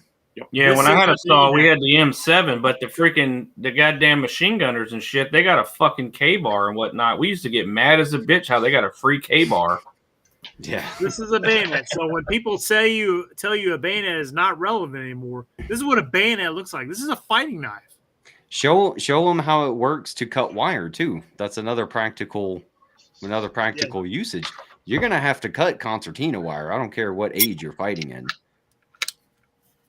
There you go. Yeah, you don't need to carry your wire cutters per se. You still can, and guys do. But if you have that style bayonet now, you can cut wire with it. So I mean, it's dual purposed, and I mean it's good for sticking dudes. And it looks badass. Like you guys, mounting it on the weapon on a protest. The Iraqis knew we couldn't shoot them if they were just throwing rocks at us and everything. But once we put knives on, Stars and Stripes hadn't put out our ROE on that yet. They didn't know what the fuck we were up to. Yeah. They're like, we know we can't shoot. They can't shoot us, but dude, they got fucking big old knives on there. I don't know what that means. Jared, did you have the older style bayonet there you were showing off to the side? Yes, the old one. Hey, a lot of dudes carry that too, though. A lot of guys carry that too, and it worked just as good. And they used to give, like he said, they used to give us to the saw gunner. It didn't do shit, but we used it for any other purpose we could. I didn't have to carry a K-bar because we couldn't sharpen it, but we had one. Yeah, I don't carry that one anymore. I have a K-bar that I carry, everyday carry. Or if I go out in the woods, I put it in my pack or whatever. But let me tell you, many of Thai chicken and beef teriyaki MREs have been slayed by those very tools. So true. So true. There's probably been more MREs and C ration cans that have been slayed with bayonets than people over the years. But like we've said earlier, though, it is definitely a tool that needs to stay in the arsenal because, God damn it, I would rather have it and not need it than need it and not have it, or not have the training. It's been quite a while since I went through boot camp, and I know that they trained it in the Marine Corps. I don't know as much as it was in the Army, but goddamn it, there was a reason that they fucking trained you how to fucking fight with a goddamn bayonet, do a charge, how to butt stroke, incorporate it. Doc Larson and Brent and Les and all, they teach it out at One Shepherd to keep, to show them that it is still part of the arsenal, and you need to keep training on it, because we could see over there in Ukraine and with Russia, I mean, dudes are fucking stabbing each other with it right to this day. And it's 2023. So we may not have where we're all online 40 man's gray versus blue, but you can guarantee that there are some dudes over there in trenches that are using it. Well, I shared with the dude that was like, I shared with him my experience mounting it for, quelling what could have been a riot. And he's like, well, we have CS gas and flashbangs, and I'm like, dude, none of that is part of the infantryman's TO&E. No. If you're responding to that and it's like in the armory or whatever, and like maybe the company has some of that on hand, maybe they'll issue it out. But it's like I haven't seen grunts in theater wear gas masks since the 2003 Iraq invasion. All right, so it's like unless you were responding to that and you were already pre-prepared for that, you're not going to have any of that. Unless you can show the credentials that you've been trained on it anyhow. Yeah, I mean, we didn't have any of that shit. What did we have? We had fucking bayonets because it was part of our TO&E. So, 100%. I think it's still a valuable weapon. That's why I put it in the video. And to those that don't think so, fucking, I don't know what you're talking about, man. You're living on cloud fucking 9 or whatever, or you're too down this rabbit hole of, I got to have a free floating barrel and like I have to hit them here instead of here because the bayonet's going to shift my point of impact this much. So, whatever. Maybe if I can mount it on a pistol, I'll carry a pistol. Michael Mitchell said an E-tool is also still an effective weapon. I remember being told by an old salty-ass Marine that served during NAM that said it's not very sharp, but it's good at cutting off heads. So. All right, guys. I think, man, we had an amazing chat tonight. I can't believe what time is it for you, Randall, in Germany? It's probably like 4 a.m. there. Holy shit. Goddamn, the next day. When I first told him, I was like, hey, man, we're having a live stream tonight. If you want to join, he's like, no, I'll be passed out by then. And then like an hour before our live stream, I saw him doing his own live stream. I was like, hey, motherfucker, 1 hour, we're going live. Jump on ours. So anyways. I didn't know mine would go so long, but it's good you reminded me. I was like, all right, fuck it, I'm staying up. Well, I was taking a shit and I looked at my phone. All of a sudden I got a notification of yours. I was like, oh, okay. All right. Roger that. So, hey, I'm going to do a round of horn and then you guys just, closing comments, pimp your own channel, whatever the hell you got coming down the pipe. And then we'll call it quits. But so unless you got the con. All right. So I just got back from Finland shooting the Hatila match with the Finnish Reservists Association at the Lahame. It was a really awesome match because we got to use the ranges of the Finnish Armor Brigade. So got to train on some super cool CQB and tank tables and field trench problems and all that. So those videos will come out at the end of the week next month, heading back to Finland for Finnish Brutality. So there'll be a lot of cool video about that coming out on my channel as well.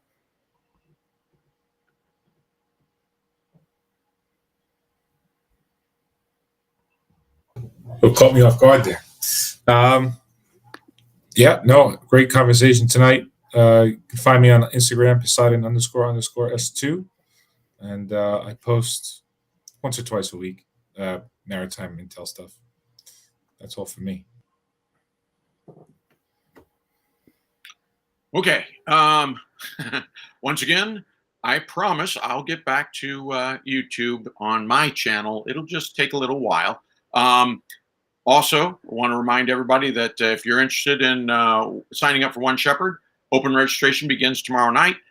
You never know. These things sell out in 2 or 3 weeks, or they sell out in 3 days. We've had it both ways, but they do sell out. So if you're interested, take a look at what's on there and get yourself registered. Okay.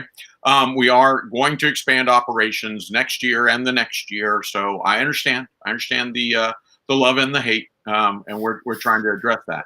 As for the discussion tonight, I'll say this, that with the war in Ukraine, we are seeing excellent examples of new emergent technologies, or at least the advancement of old technologies. And here we specifically mean drones of all sorts, and the utility, very impressive. That cat's out of the bag. It's not going back in there. But coming right out of fourth generational insurgency, counterinsurgency warfare, and the global war on terror, here in Ukraine, we're seeing fifth generational, information operations, direct and indirect competition, and cyber. And you're seeing the effects of that. And so with all this flashy newness, we are also back at second generational industrial linear warfare. We're at third generational maneuver warfare, where armored vehicles and artillery are king. And so, we've talked about rifles, we've talked about bayonets, we could have talked about barbed wire and concertina wire in this episode, because what I want you to know is there's really no such thing as obsolete. A bow and arrow still kills. And so what's old is new again. It's just generations of warfare.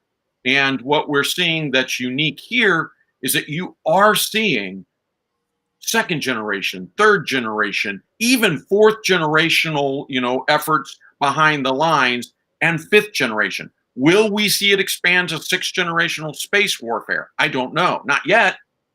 But to my knowledge, not yet. But yeah, potentially. And so you're seeing maybe a glimpse of the future, in that we're using elements of the past in just these very complicated layers. So be careful what you say is obsolete. It probably isn't.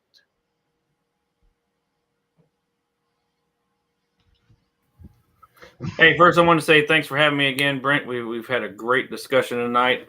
Hey, we talked about a lot of subjects tonight, and if you want, as that civilian warrior out there who wants to go out there an armed, prepared citizen, hey, I can't stress enough that, hey, One Shepherd is a place where you can come out and try this weapon and get some of that bayonet training and that gear that's on your back, to see how it works in real life.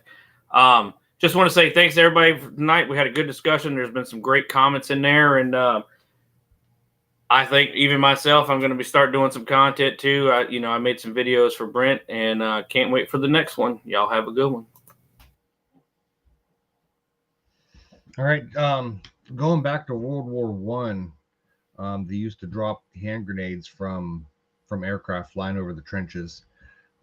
This drone technology, all it's doing is taking the pilot out of that. They're dropping hand grenades into the trenches with drones. So over 100 years later, they're basically doing the same thing.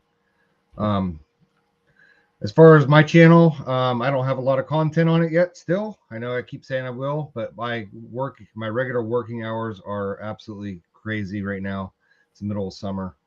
I'm working 12, 16, sometimes 18-hour days, 6 days a week. I am working on a few videos that I'm editing.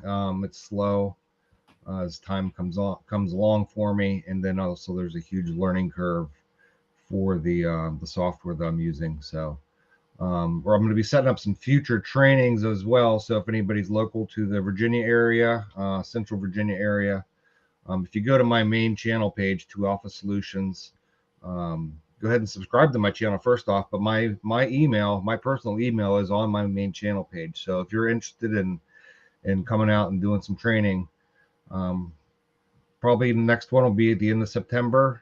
When it's a little cooler. I think it was about 105 degrees on Saturday when we were training, and I think I drank about 2 gallons of water. It was a brutally hot, miserable day, but we had a lot of fun.